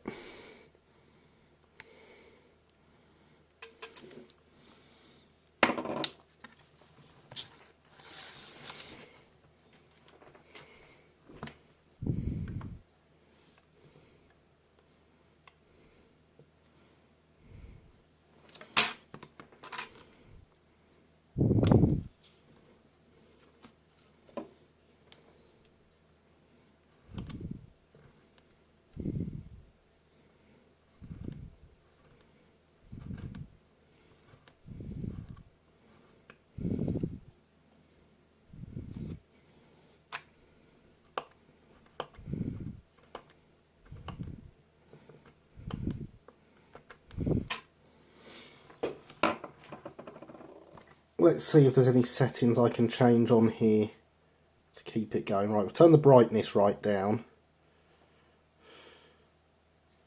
If I turn auto rotate off, it's going to flip round the camera and it's going to look terrible. I mean,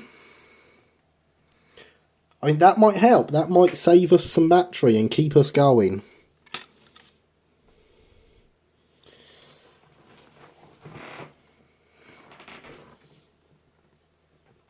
It may also make it more difficult. Well, it does. It definitely makes it more difficult for me to see what's going on the camera.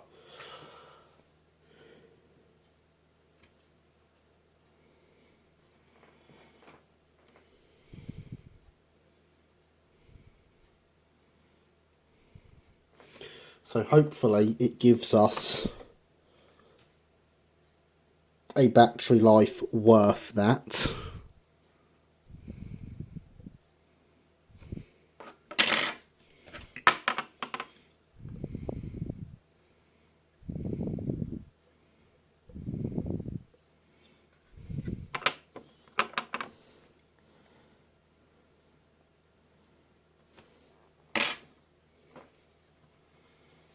Oh, and the bot wants you to go and visit my Instagram.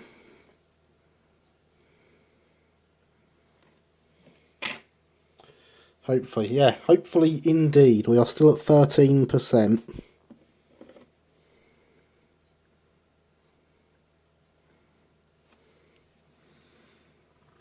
But that is those sections done on that side.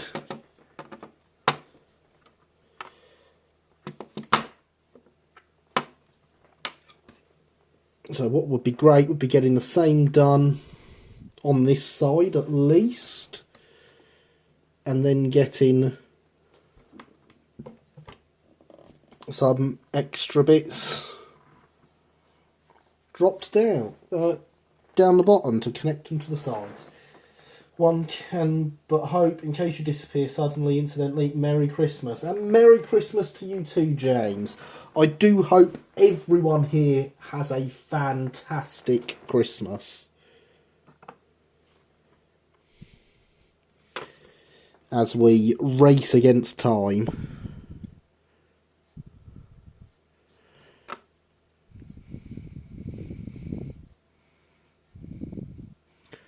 I hope Santa brings you all the gifts that you want. And maybe even some kits to build.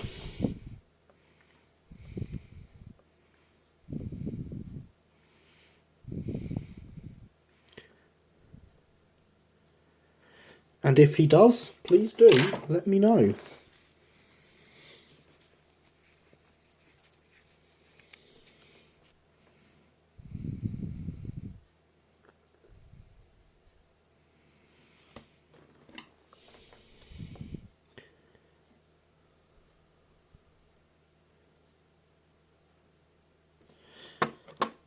And there we have that first one in place too. Logo looks fantastic. Thank you, Christopher. Very much appreciated.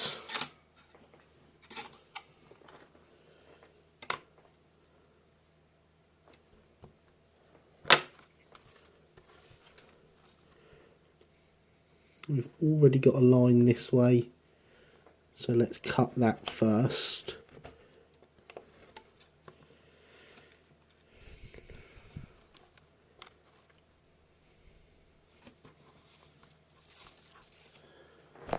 Kits. I'll need to finish my 3D printed quintarts for the club layout now that my computer is working again. Oh, fantastic, James.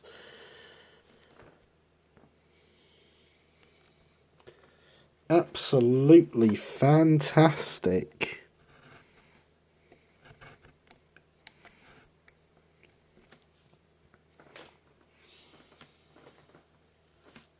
It's really looking marvellous. The lining sets it off perfectly. Thank you.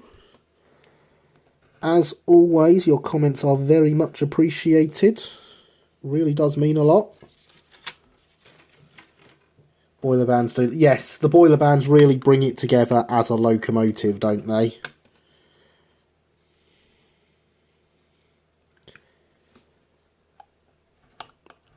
And the umber livery on these, it does just look so elegant.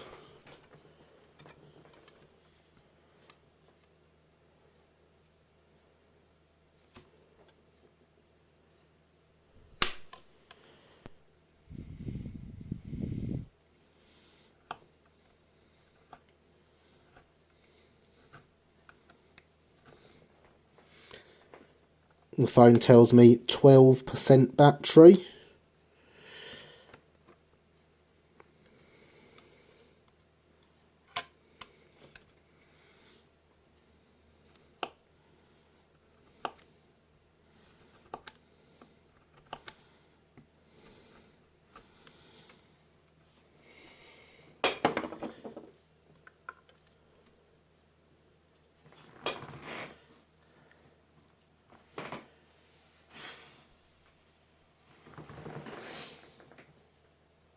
Wonderful looking logo. Thank you, Killian.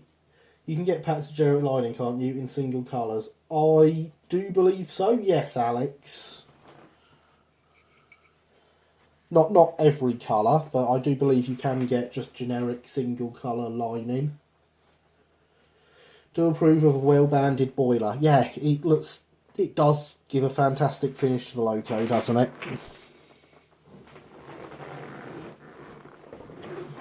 I cannot wait to get some varnish over here and over it all and tidy them up a bit. Right, I'm going to cut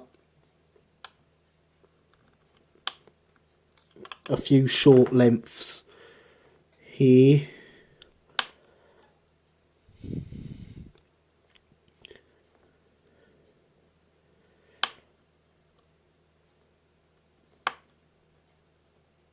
Now if we're lucky, between them we'll have enough to do all of that.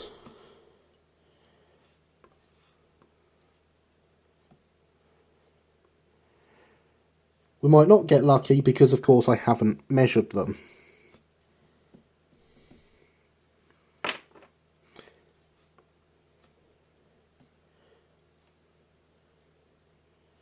But we might do. Good, I need black for the packet. Last time I looked, Fox transfers there, different thicknesses as well. Splendid job so far.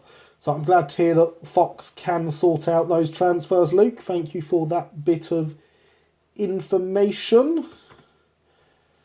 Splendid job so far. Thank you, Javier. I am glad everyone approves. I've forgotten to cut this transfer short like I was meant to.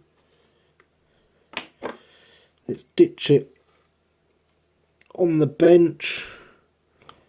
Drop the knife through it. Good, we've got a clean cut.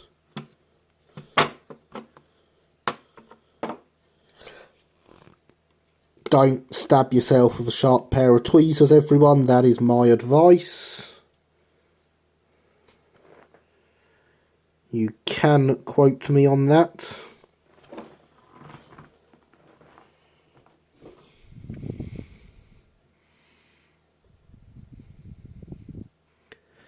There we go.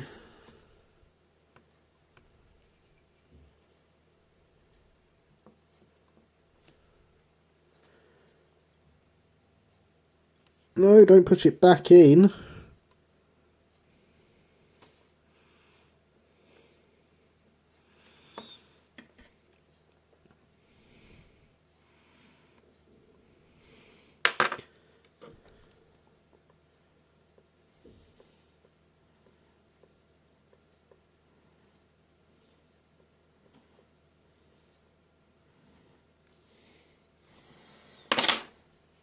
And there is that side of the cab done in upside down form.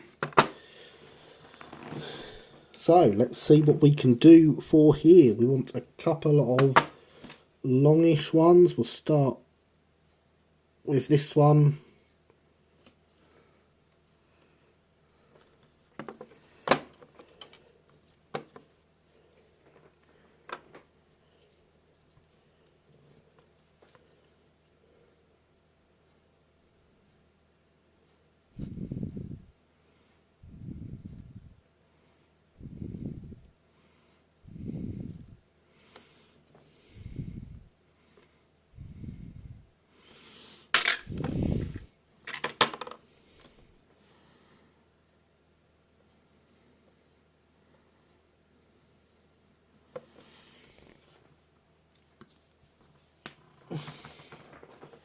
Ideally all inward corners, but I'll if I can get it.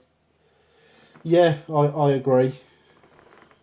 Sage advice, yes. It's almost like it's spoken with experience, isn't it, Alex?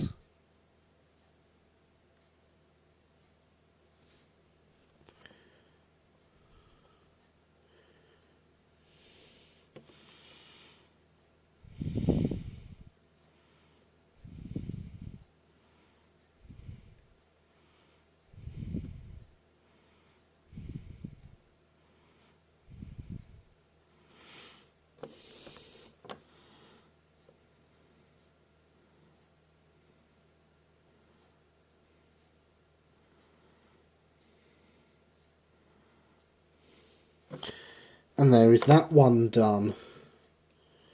Right. Next we want a short one. It has come off the backing already.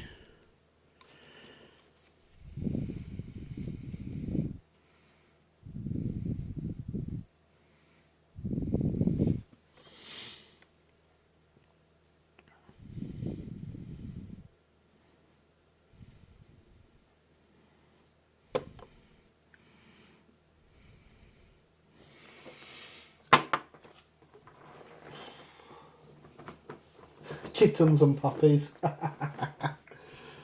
Yes, remember, hydration is indeed important.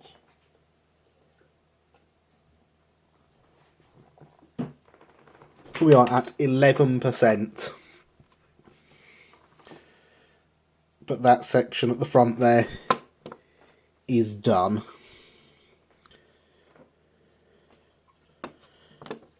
So let us drop this back down.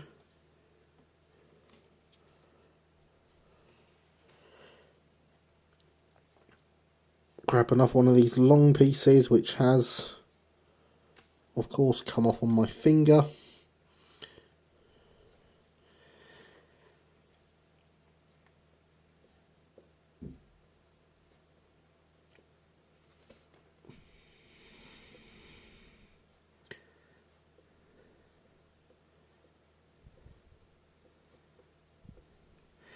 And pop it onto the loco. We will then grab a short piece which has not come off the backing paper,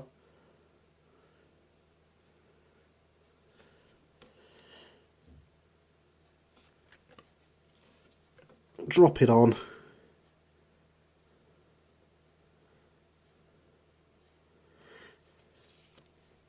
and push it around a bit.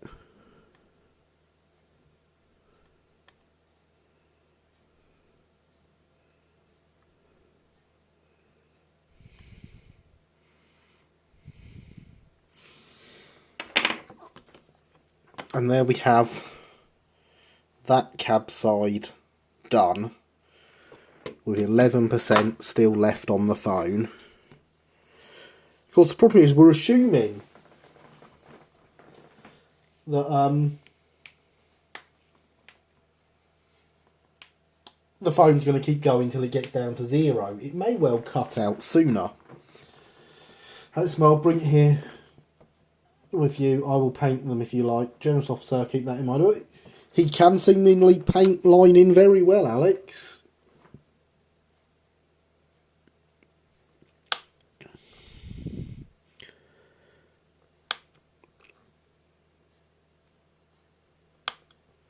So again, I'm going to cut this into 4 pieces that should be roughly the right length. We're going to take out this bit that is just a bit of backing paper.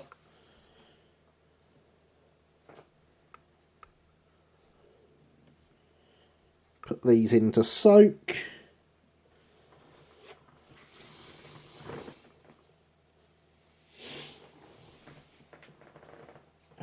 I just wonder about it doing that. Yeah. It's very possible it won't last until then. But we are now 2 hours in. We have an hour left to go. Of course, it was 22% when I did first notice it. It's doing its best. Did you hear about Union South Africa's little incident? I've posted a video to the Discord, if not.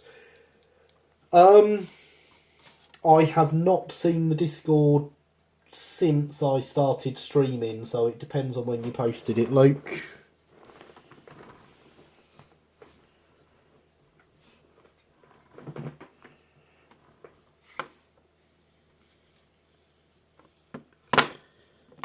Let's spin this round.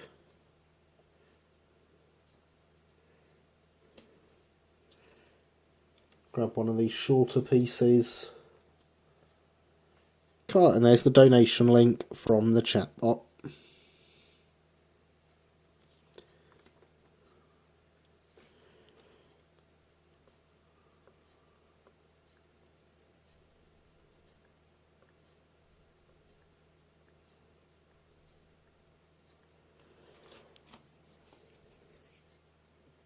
And now we grab one of the longer pieces.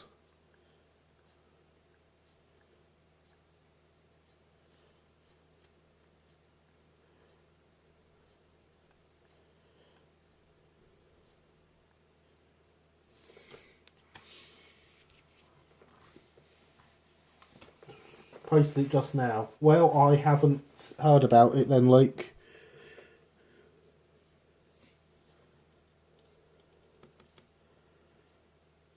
One of the longer pieces.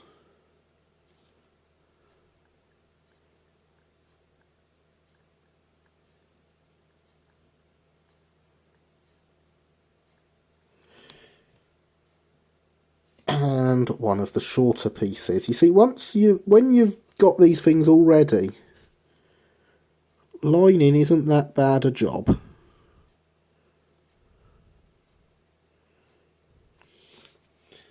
There we go.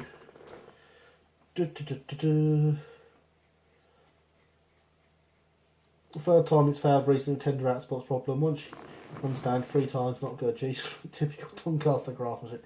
So it's on the E1, E4. Advantage of the E1 are condensing, so good for cross-London goods, interesting European names, contrast partridge green. Yeah, I quite agree, Stephen. I believe the E1s were used on cross-London's goods services, so it's right there as an advantage. I do think that did genuinely happen. Just because in South Africa an incident doesn't mean it's a tender axle box. Yes, it is, Luke. I've just read an article about it. I was taken by E4 Bohemia, but I gather it was always IEG, unfortunately. Yeah.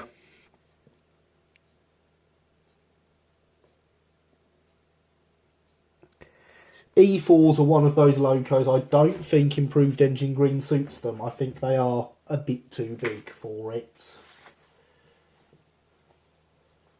So USIA destroyed the Stovars gangway, ripped the tender corridor connection apart. All fun! Fun times indeed. And there we have another cabside done. We are being efficient this evening, aren't we?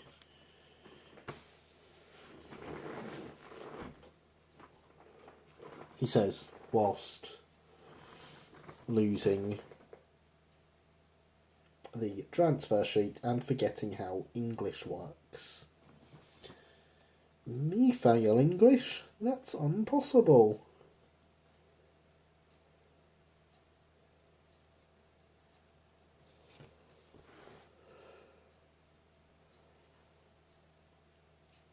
There's a bit of lining I saw on here earlier that I want that I've lost where it is. Ah, there it is. Is that the right size for this loco?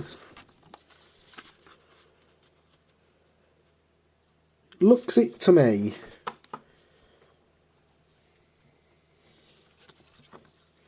We have here some lining for the cab front and rear.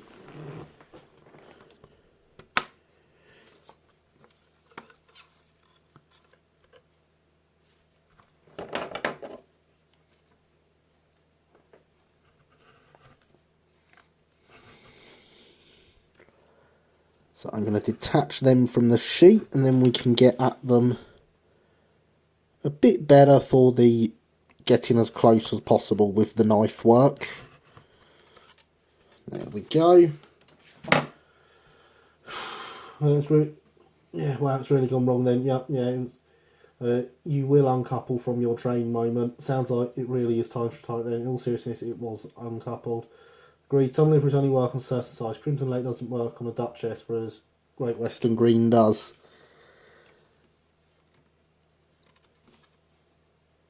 I don't know, I quite like them in red. But yeah, I definitely think the E4s are too big for improved engine green. It only works on smaller locos.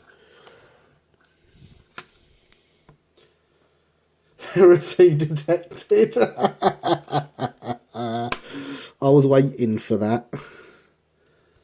But I do like the Duchesses in crimson.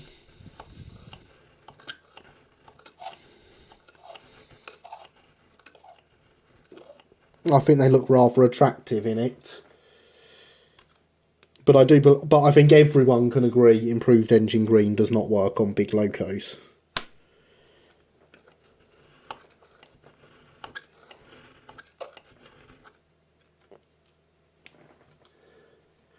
Coach didn't have to hold back my banner hammer.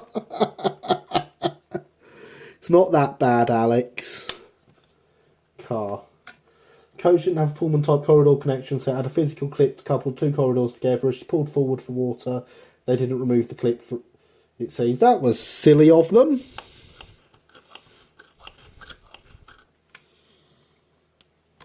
That's what happens when you bodge things, people. We are at 10% battery.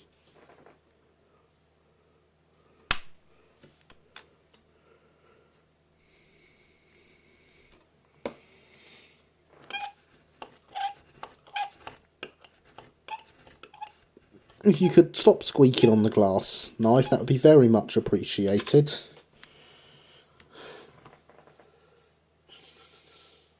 Saw a Photoshop of LMS Castle earlier. There's no locomotive that failed to look handsome in LNWR lined black, especially Brighton tank engines.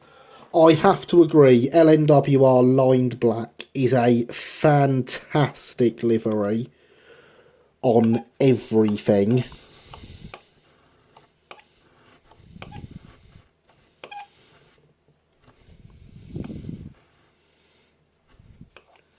Plain black, not so much, but lined black, absolutely beautiful.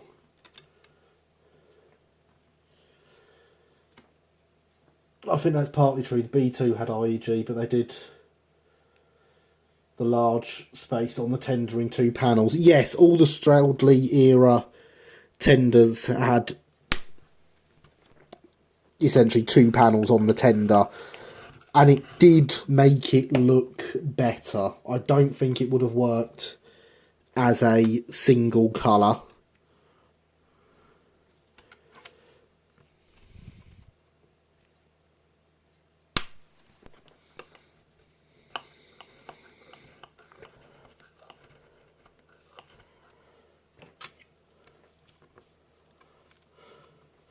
Must have been good because BR copied it. No. BR didn't copy it because it was good, Luke. BR used LNWR livery because the man that got to make that decision for that particular livery was Riddles, who was an LNWR man.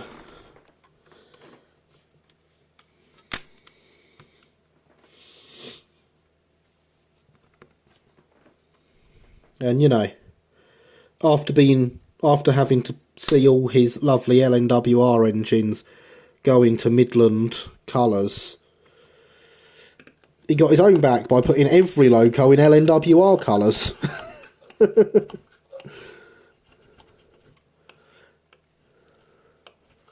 At least that's how I like to view the decision making. Some very heretical things being said tonight. I think it's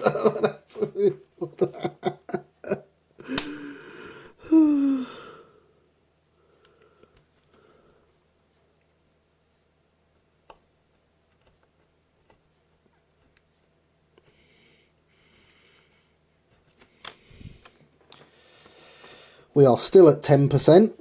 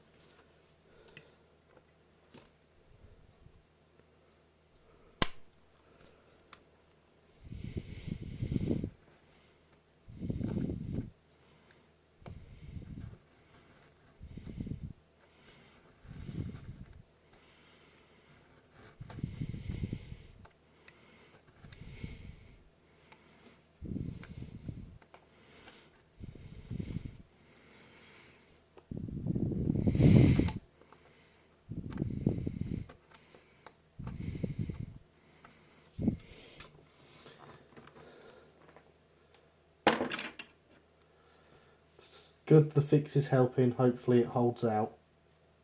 What fix?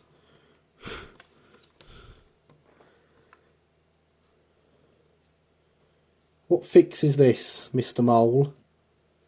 Oh, you mean me turning the brightness down? Yeah. Hopefully it holds out. I'm half expecting it to just be like, no, I've given up now. I'm going to turn off despite having loads of battery.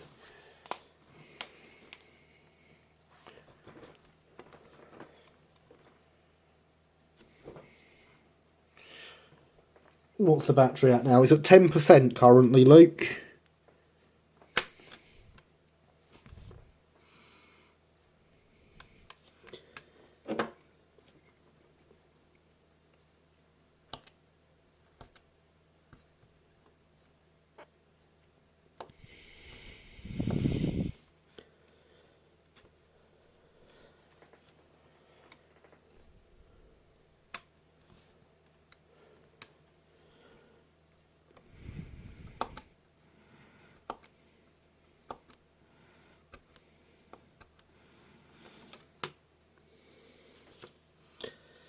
So I hope it will not be long until I do get a proper camera. I am hoping to be able to do it in January. There are other factors at play in that decision though.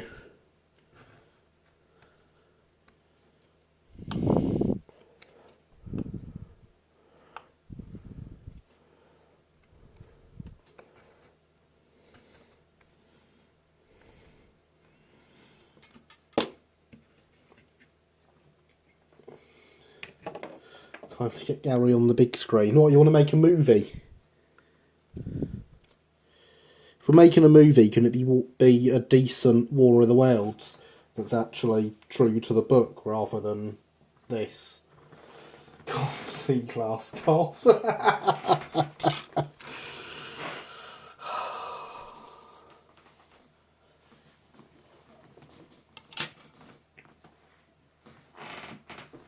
Hydration is still important whilst we just give these transfers a little while to set. The icing is sliding off the cake. No, that's not good. We don't want the icing sliding off the cake.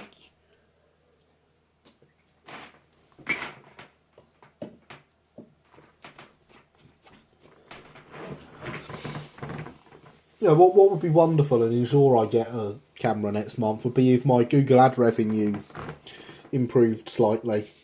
We're currently at 7p.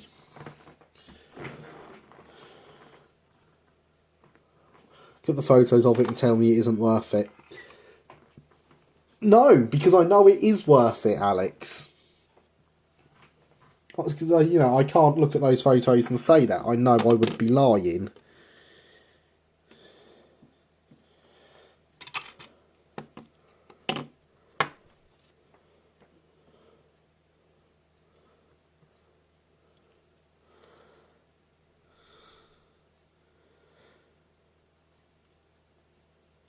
But it is a lot of money.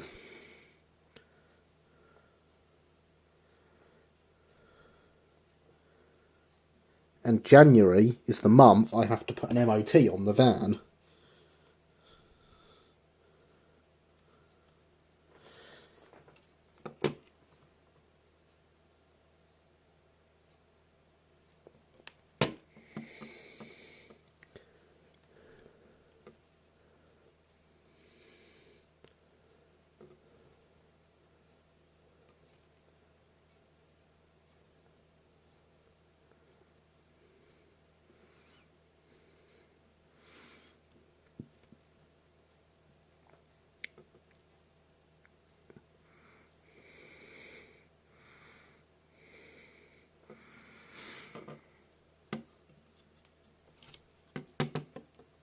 And there is one on the back of the cab.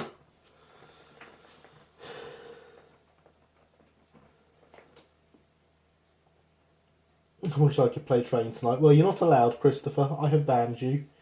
It's a global warming cake this year. He's hoping for 10p revenue next year. Exactly, James. 10p revenue next year would be amazing. Now, I do believe that there's no space in here. Oops, I was just trying to break the paint seal, not bend the casting. Get the transfer on, then we'll bend the casting back to shape.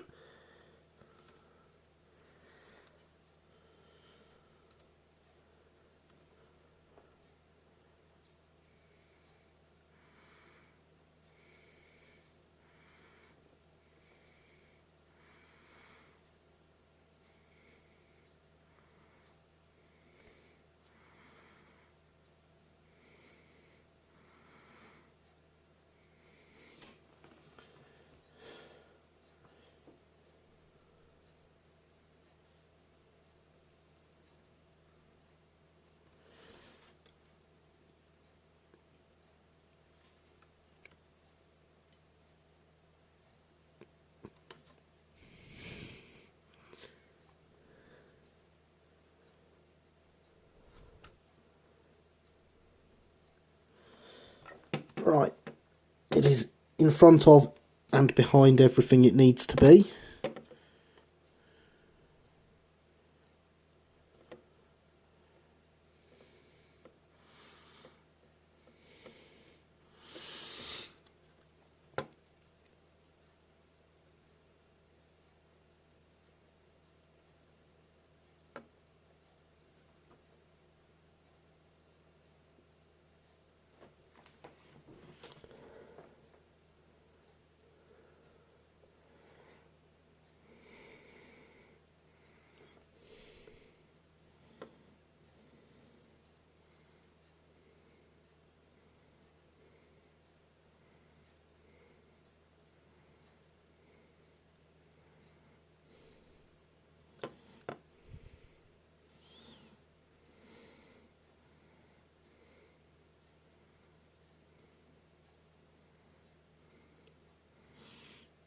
And there we go. It is on. It is on. Gary's on the big screen now. Yeah, I'm on the big screen. You're making me a movie. I'd still rather my movie was like a decent War of the Worlds, though. Based on the book.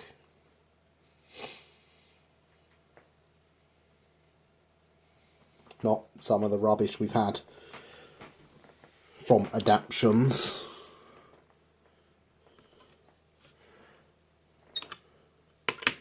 Look at that, we've still got a bit of straight line in here. How's the battery? 9%, Luke. 9% at 11:20.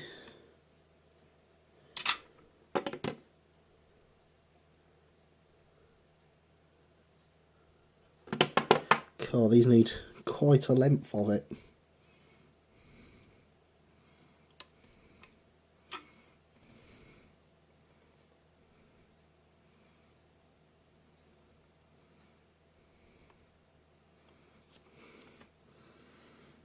Or not, because they only actually need to go down to the top of the coal rails. Come on, get off the knife, you're in the water now.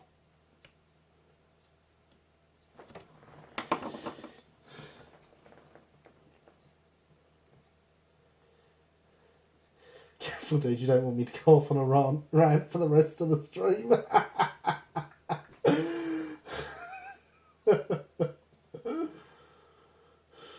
Coughs in Disney's Star Wars.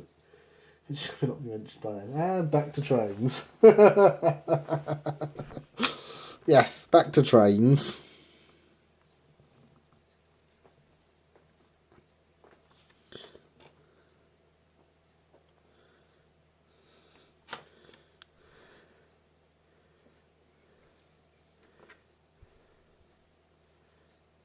Oh no, you're still soaked. I forgot about that.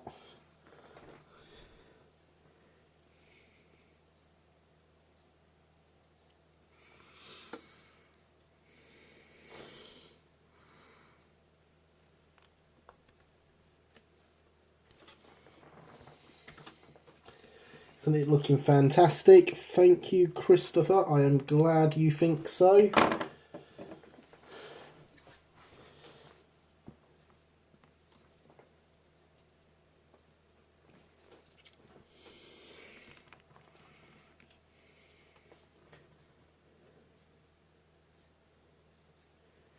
And that one has come off and floated to the surface. Now, if only I could catch it.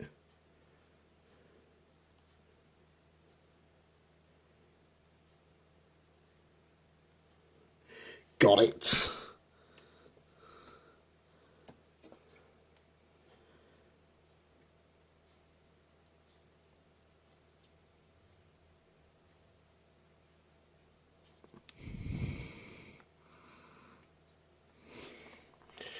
Does anyone know if traction engines ever hauled coal wagons for house-to-house deliveries? I would expect they did, that there was traction engines doing it somewhere. It's in a road wagon, not pinching off of a railway one. I assumed that's what you meant. Yeah, I would be very surprised if it didn't happen.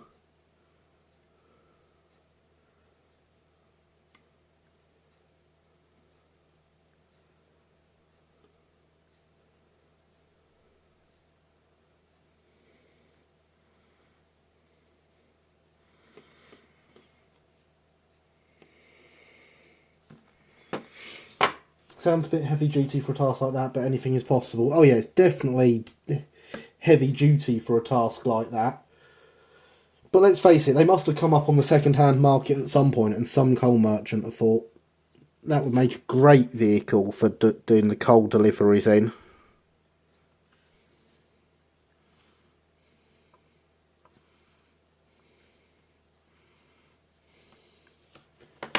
So I'd be very surprised if it didn't happen.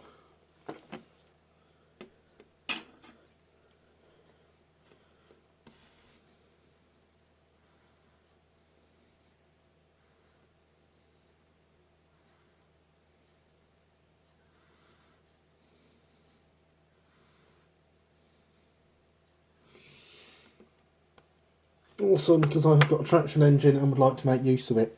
I have 2 traction engines. One of them's going to go on a low loader with its chimney and stuff taken off, all chained down.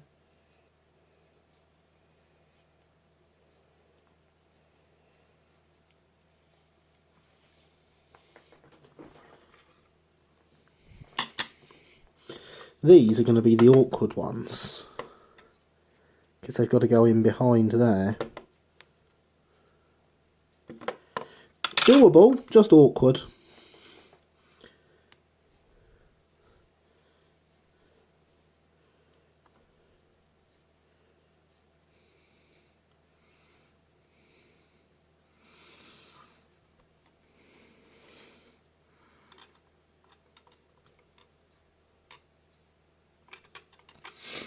We are at 8% battery.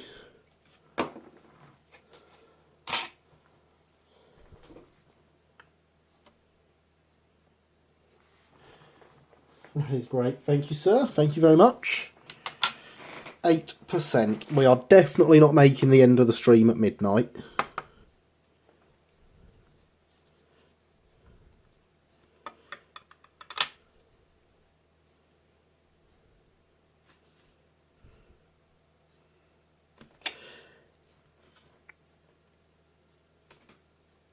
That looks just the right size to me.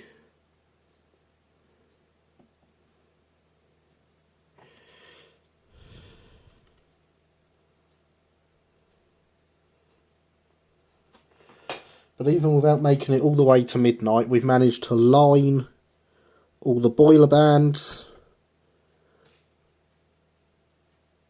We've got the coupling rods on the chassis.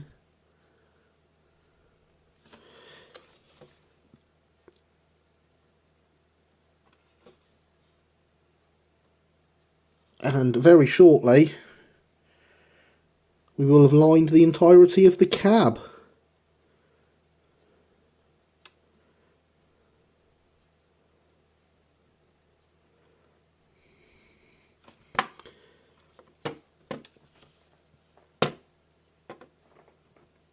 So despite battery issues,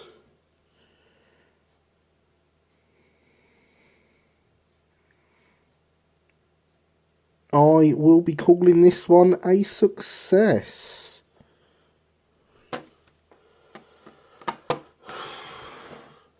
Going to try and work period road vehicles into the layout to suit locos. So for 3 Victorian locos, I'll have the traction engine and a horse bus. Awesome. Just in case it goes off suddenly. Top job tonight, dude. Thank you, everyone. I mean, the thing is, if it does go off suddenly, the chat will still work for a bit. And I will, of course, say in chat, oh dear, there it goes.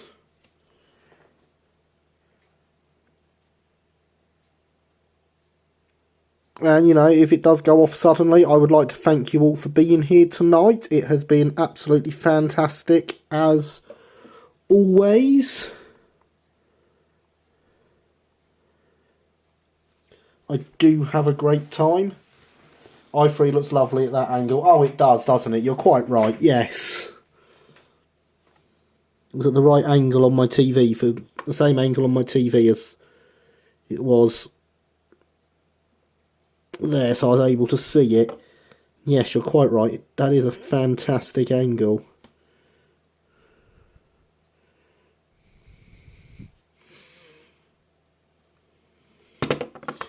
So yes, as I say, just in case, I'd like to thank you all for being here. It has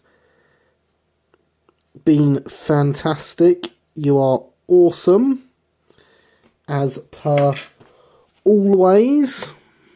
I have had a great time. I hope you all have too.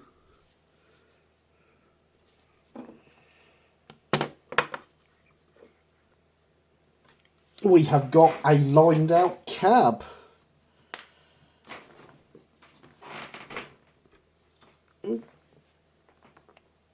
Let's bring that back. So I do not believe that there is time for us to line anything else. That's not enough. Where's There they are.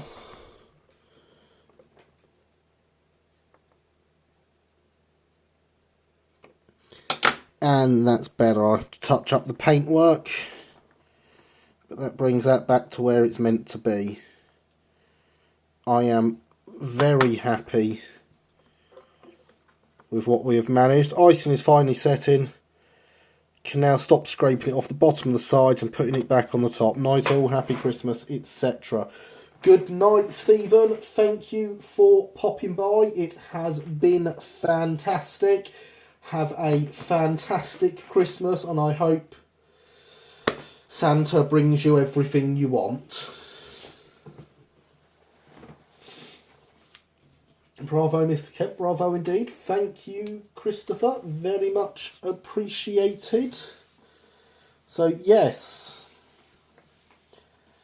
that has done fantastically, if you ask me. I think I know where another one of the required bits for the chassis is. Let's see how quick I can be. Hopefully, we will still be streaming when I return.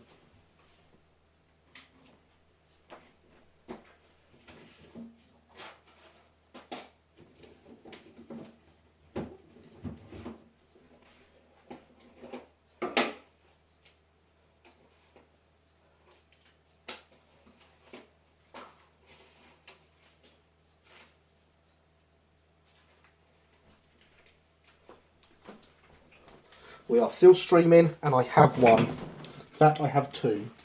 Is that the first Titfield reference tonight? I believe it is. Oh, these are odd ones. They're a different shape.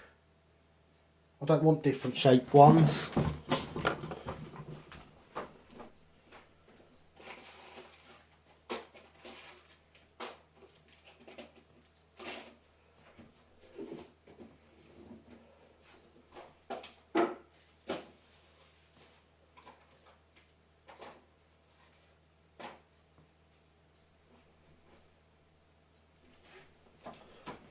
I have some the right shape.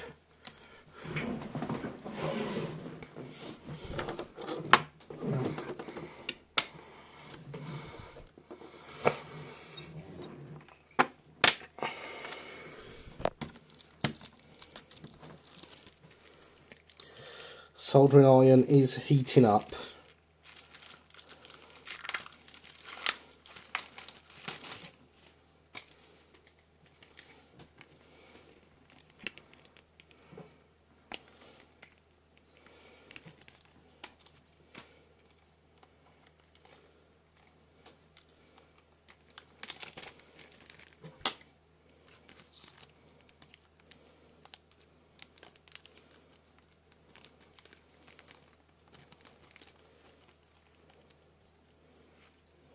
There we go.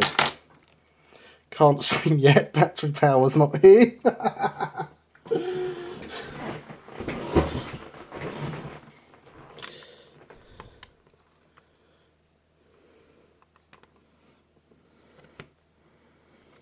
It's on. We need the right blade on the right handle now though. We are still at 8% battery.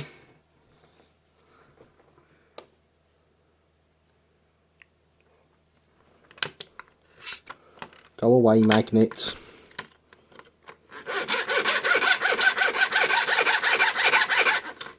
Once again, I apologise for the noise.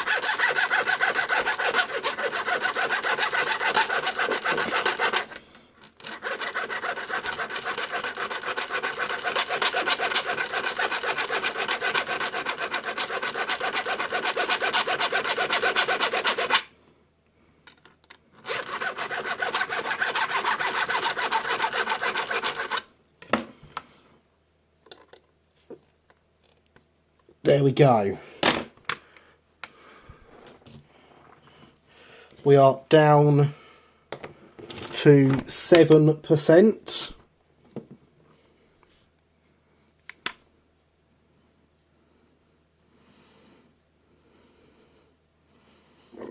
There is the flux on.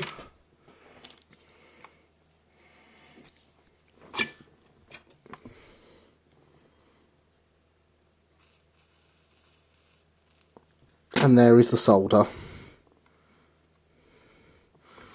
So that is the crank pins done.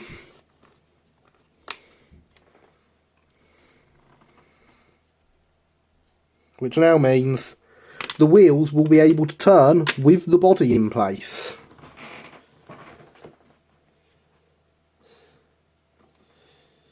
So, can anyone else hear the Crystal Maze music as power drops? Midnight approaches, like when they're running out of time for a challenge. I can now, Christopher. I can now. Yes, it's James. We much prefer flux to the flu.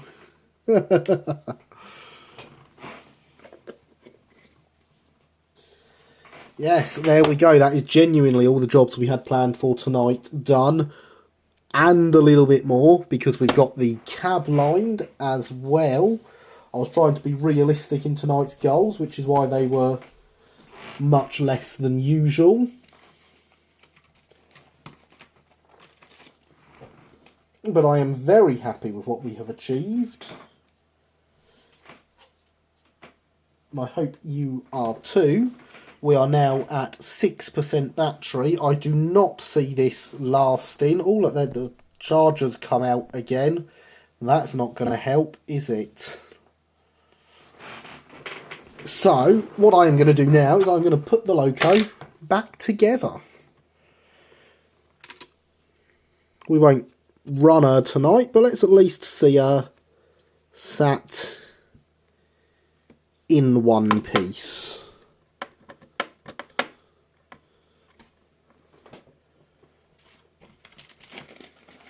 Of course I took the screwdriver away.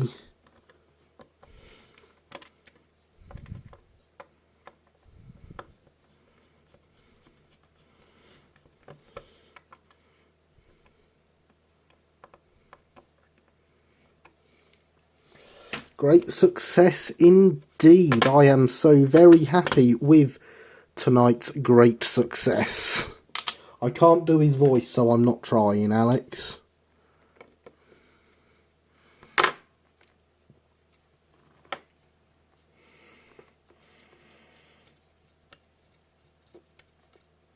One is the best number of pieces for a locomotive. Indeed it is, James.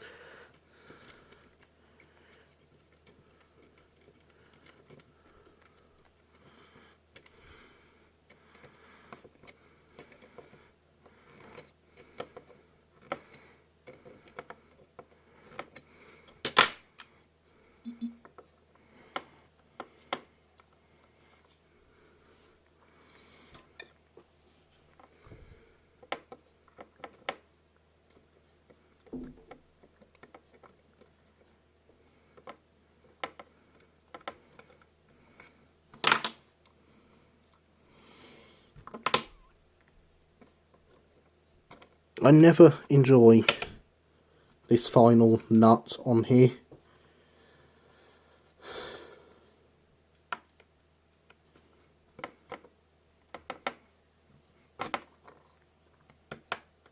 Apart from tender locomotives. No, locomotive and tender are two separate things.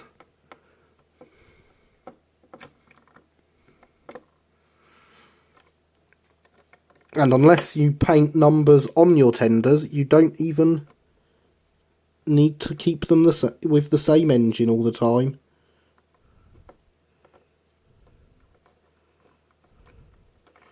There we go, we've got it.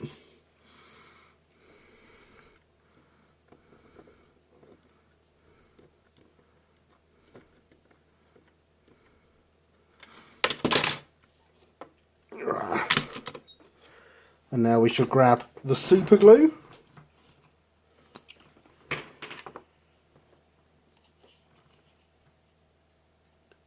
%. I'm sure we were down to 6 a second ago. The phone has started charging properly, everyone. It has picked up its full speed charging. When it does this, it can charge faster than it's using it whilst streaming. We're gonna make it to midnight. There's no need to rush. The battery is climbing.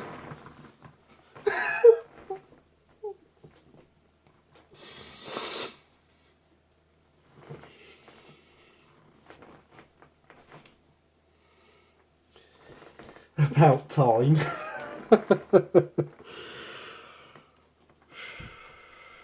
We may finish just in time at this rate. No, we are going to make it, Javier. We are going to make midnight. The phone has started properly charging again.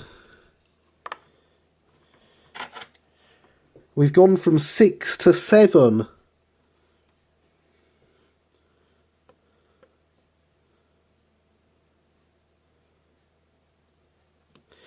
There is the regulator handle back in. We are at 8%.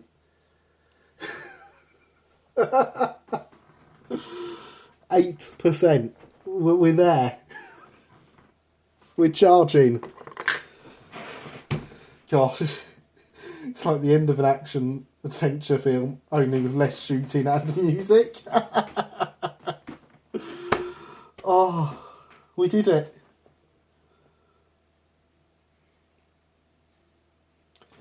We've had a fantastic stream. The tension of the phone has, in my opinion, added to it.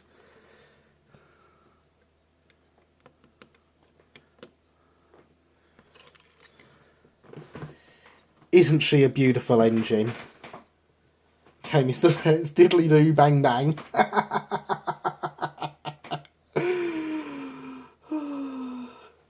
This is why I don't trust technology. No, it's added to the enjoyment, Alex. And seeing it now working has made me happy. We got 20 minutes left.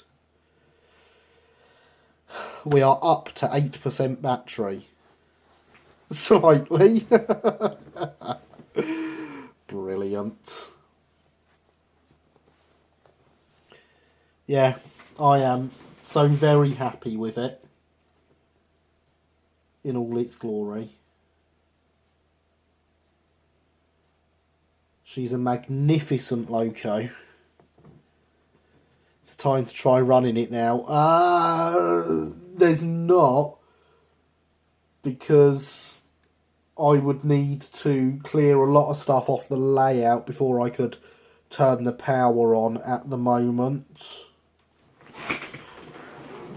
So I would love to try running it right now, but by the time I've done that and put it on the track, there's not good. Adjusted the camera. What, 9%, everyone? It's still climbing. He's still climbing.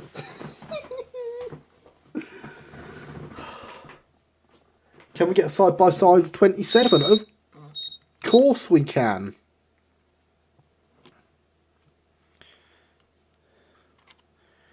And there we have number 27 sat next to it.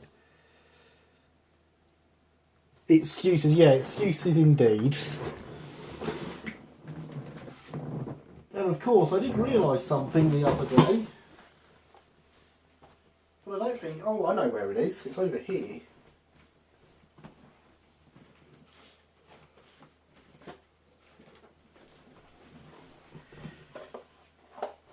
Because, of course, Craven's engine didn't keep the number 27 forever, did it? So, once that one was gone... No, the other 27 is a D1 called Uckfield.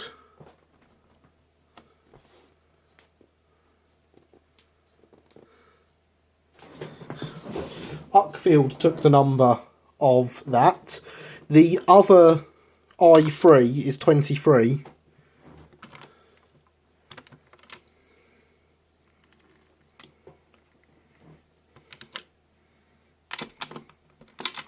Oh no, that's the side that's not got lettering on it.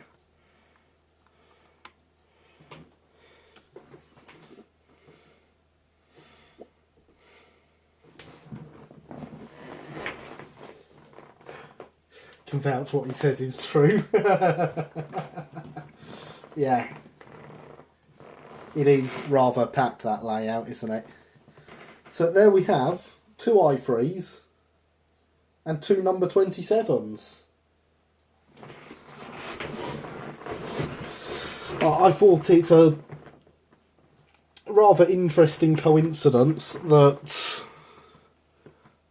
the loco built for the branch line that serves the town I live in would end up giving its number to the loco named after the town where my club is.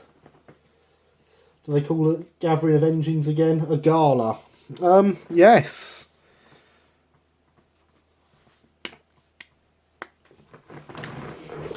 And of course, if we're going on about things that took the position of Craven's number 27, nothing would be complete without the terrier that replaced it. I can't see how well on the camera that is because of having the brightness down.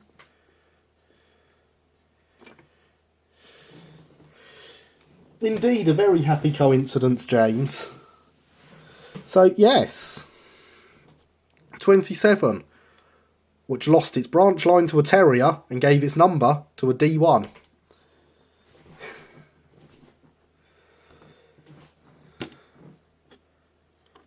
And even then, look, it's even tiny next to a terrier.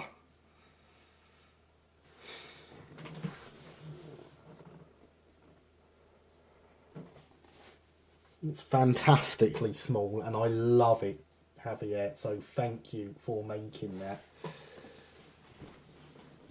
We're back up to 11% battery.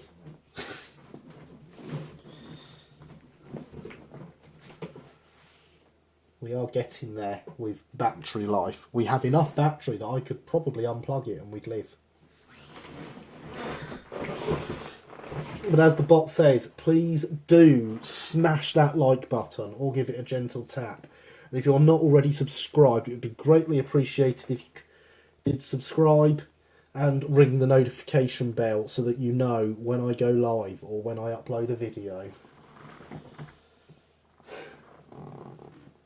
Look at that monstrously oversized terrier. She needs logos that big. Oh, I know, it's appalling, isn't it? I approve of Craven love. Is that your own gauge terrier? 12% battery. Smash that like button for the phone charger. The charger wants your love. Quite a lot of locomotives, that number 27, like Primrose. Oh!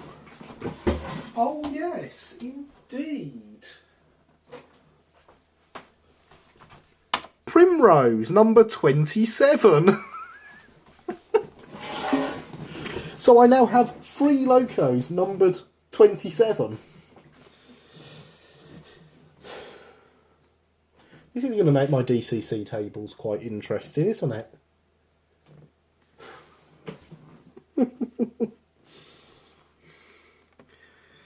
Yes, can I have locomotive number 27, please? Which one? There you go, like, even the P class is big next to it.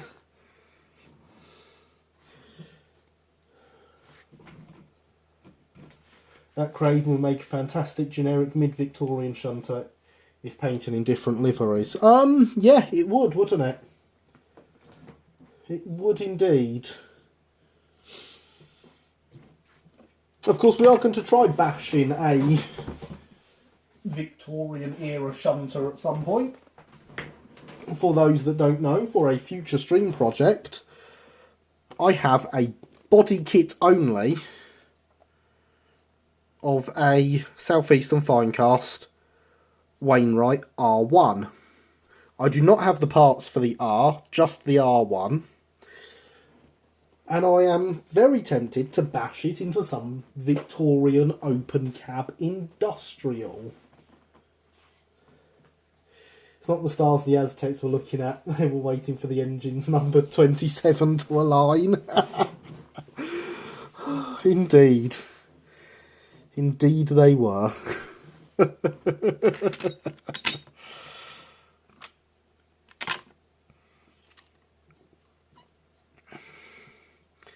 Of course, the thing is, this isn't my complete collection of locos numbered 27, because I do have a second Primrose that was built from a Dean Sidings kit some time ago. And it's somewhere around. It was my first attempt at doing Wainwright livery, and I was really happy with it. And then Hatton's came along and, you know, spoilt that a bit.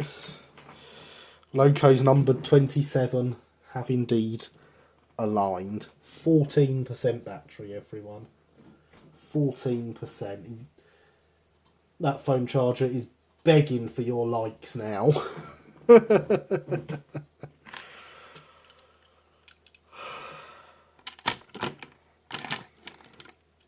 I keep forgetting I can't turn this one round that way.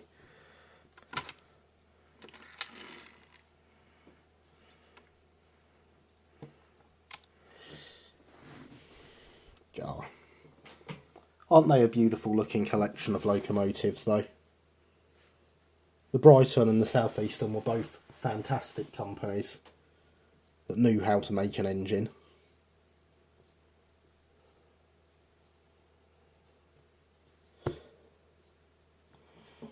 And here we are at 10 to 12, and of course we rushed through some bits at the end there to get the stream to where it needed to be. God, what a lineup. Oh, indeed. I was just looking at them now, and it's absolutely fantastic, isn't it?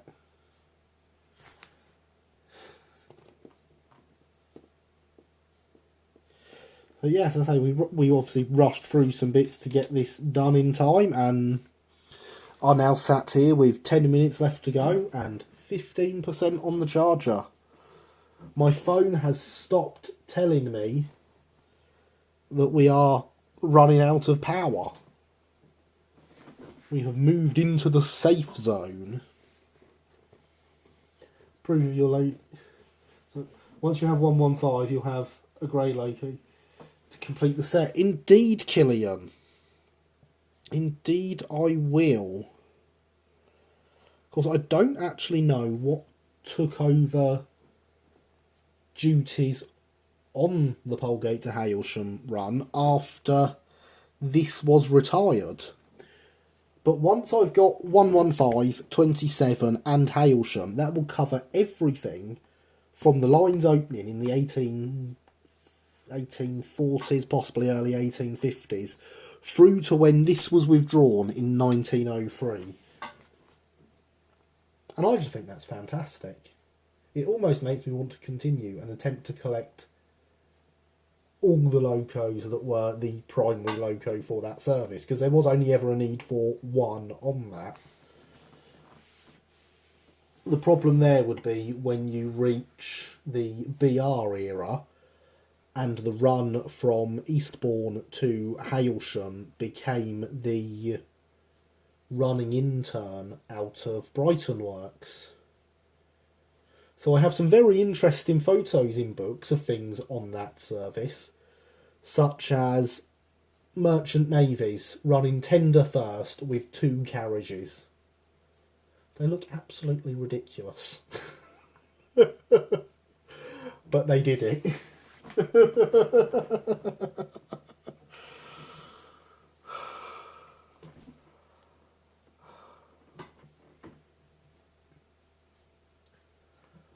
So yes, is there anything?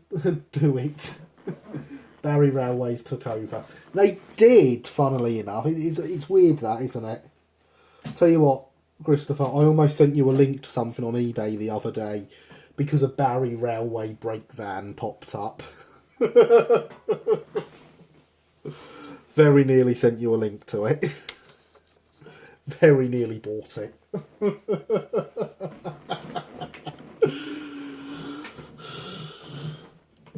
But yes, I will have to find out what locomotive took over as the main engine for the service after Hailsham. There's every chance it was a D1.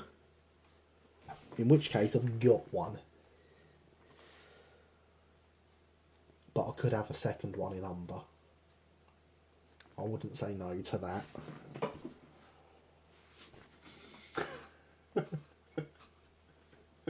Glad you enjoyed that, Christopher. Yeah, I couldn't believe there were Barry Railway kits to come up on eBay, but there are apparently. They have been served by a kit manufacturer.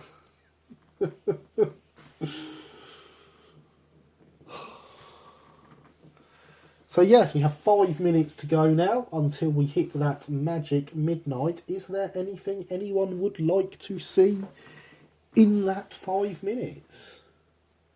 So as I said, we rushed through some of the lining to get it done before the phone died. And then we sorted the phone. For those wanting that action movie reference, going by the action movie bit earlier, we're currently now watching the credits, in case you were wondering. It's actually good. Yeah, it is quite awesome, I agree. I cannot show you kittens, I do not have any, unfortunately, James. I am a bit low on the kitten front. In fact, I have no pets at all. Dance the flamenco. How about no? You wouldn't see it anyway, the phone's pointed at that comparison of the two i3s. Okay then.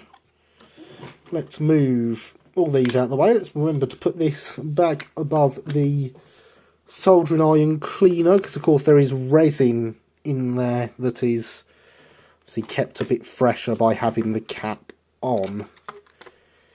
And there's the roof for number 27. Number 27, of course, was later rebuilt into a well tank. Number 400, there are photos of it as a well tank, and it is available as a kit from, well, 3D printed from Javier's Shapeways shop. Which, of course, if you want to get a link to that, !Javier in the chat. I'll ask how you come along with acquiring parts for the Craven.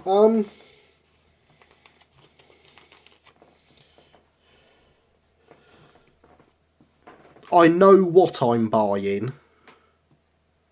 That's how I'm coming along currently.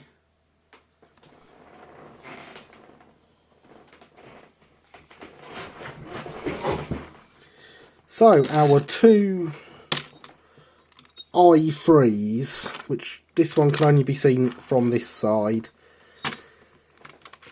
They are built from the same basic body kit with a few modifications done to this one, as it is the later release done by Southeastern Finecast, rather than this original one, which is an original wheels kit. See, they both form up the same loco, at least from a body perspective. What they change greatly once you get under them. We needed the roof to go, let's be honest, we needed that.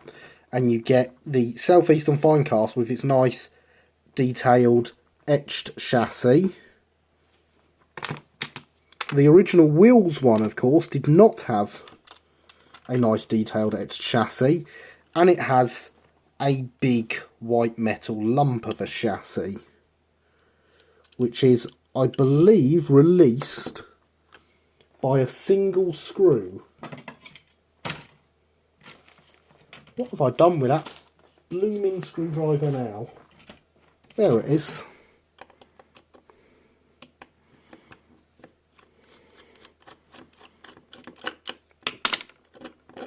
It looks like it, yes. It looks like it's just this one screw holding it in.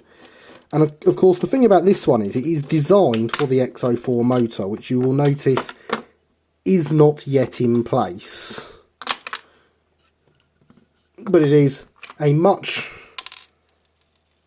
simpler chassis. You can see how much more your skill has increased. Ah, yes, my skills from the time I did this one, I will agree.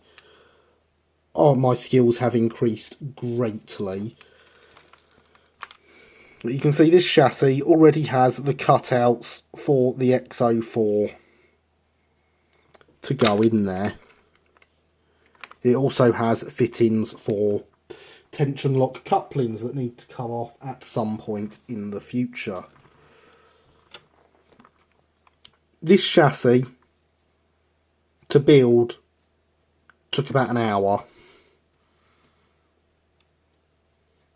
as it was purely pin through hole, stick it at the top.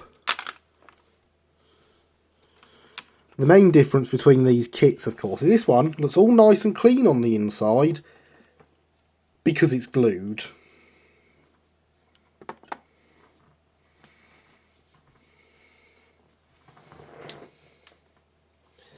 I will note that I'm working a few projects this week, the first of which is the i3, followed by another rework of the well tank. Very good of you to point out, Javier. I like simple. It's good, isn't it, Alex? I like simple too. Just wait and see all your LBSCR stock together on Hailsham. If I get everything I need to do done, Killian, I do not have the children tomorrow through till the evening of Christmas Eve. If I get a chance and I get everything I need to do for Christmas done, I will get Hailsham out and get some photos taken of the LBSCR stock on there. I want to give a little more space inside the body for a motor. Yeah, that makes sense with it in its well tank version. It really is rather tiny, isn't it? So, there we are, ladies and gentlemen, and with 21% battery, we hit midnight. You have all been absolutely fantastic. I have had an incredible time tonight. The phone nearly dying, in my opinion, made it much, much, much more enjoyable. But that's just me.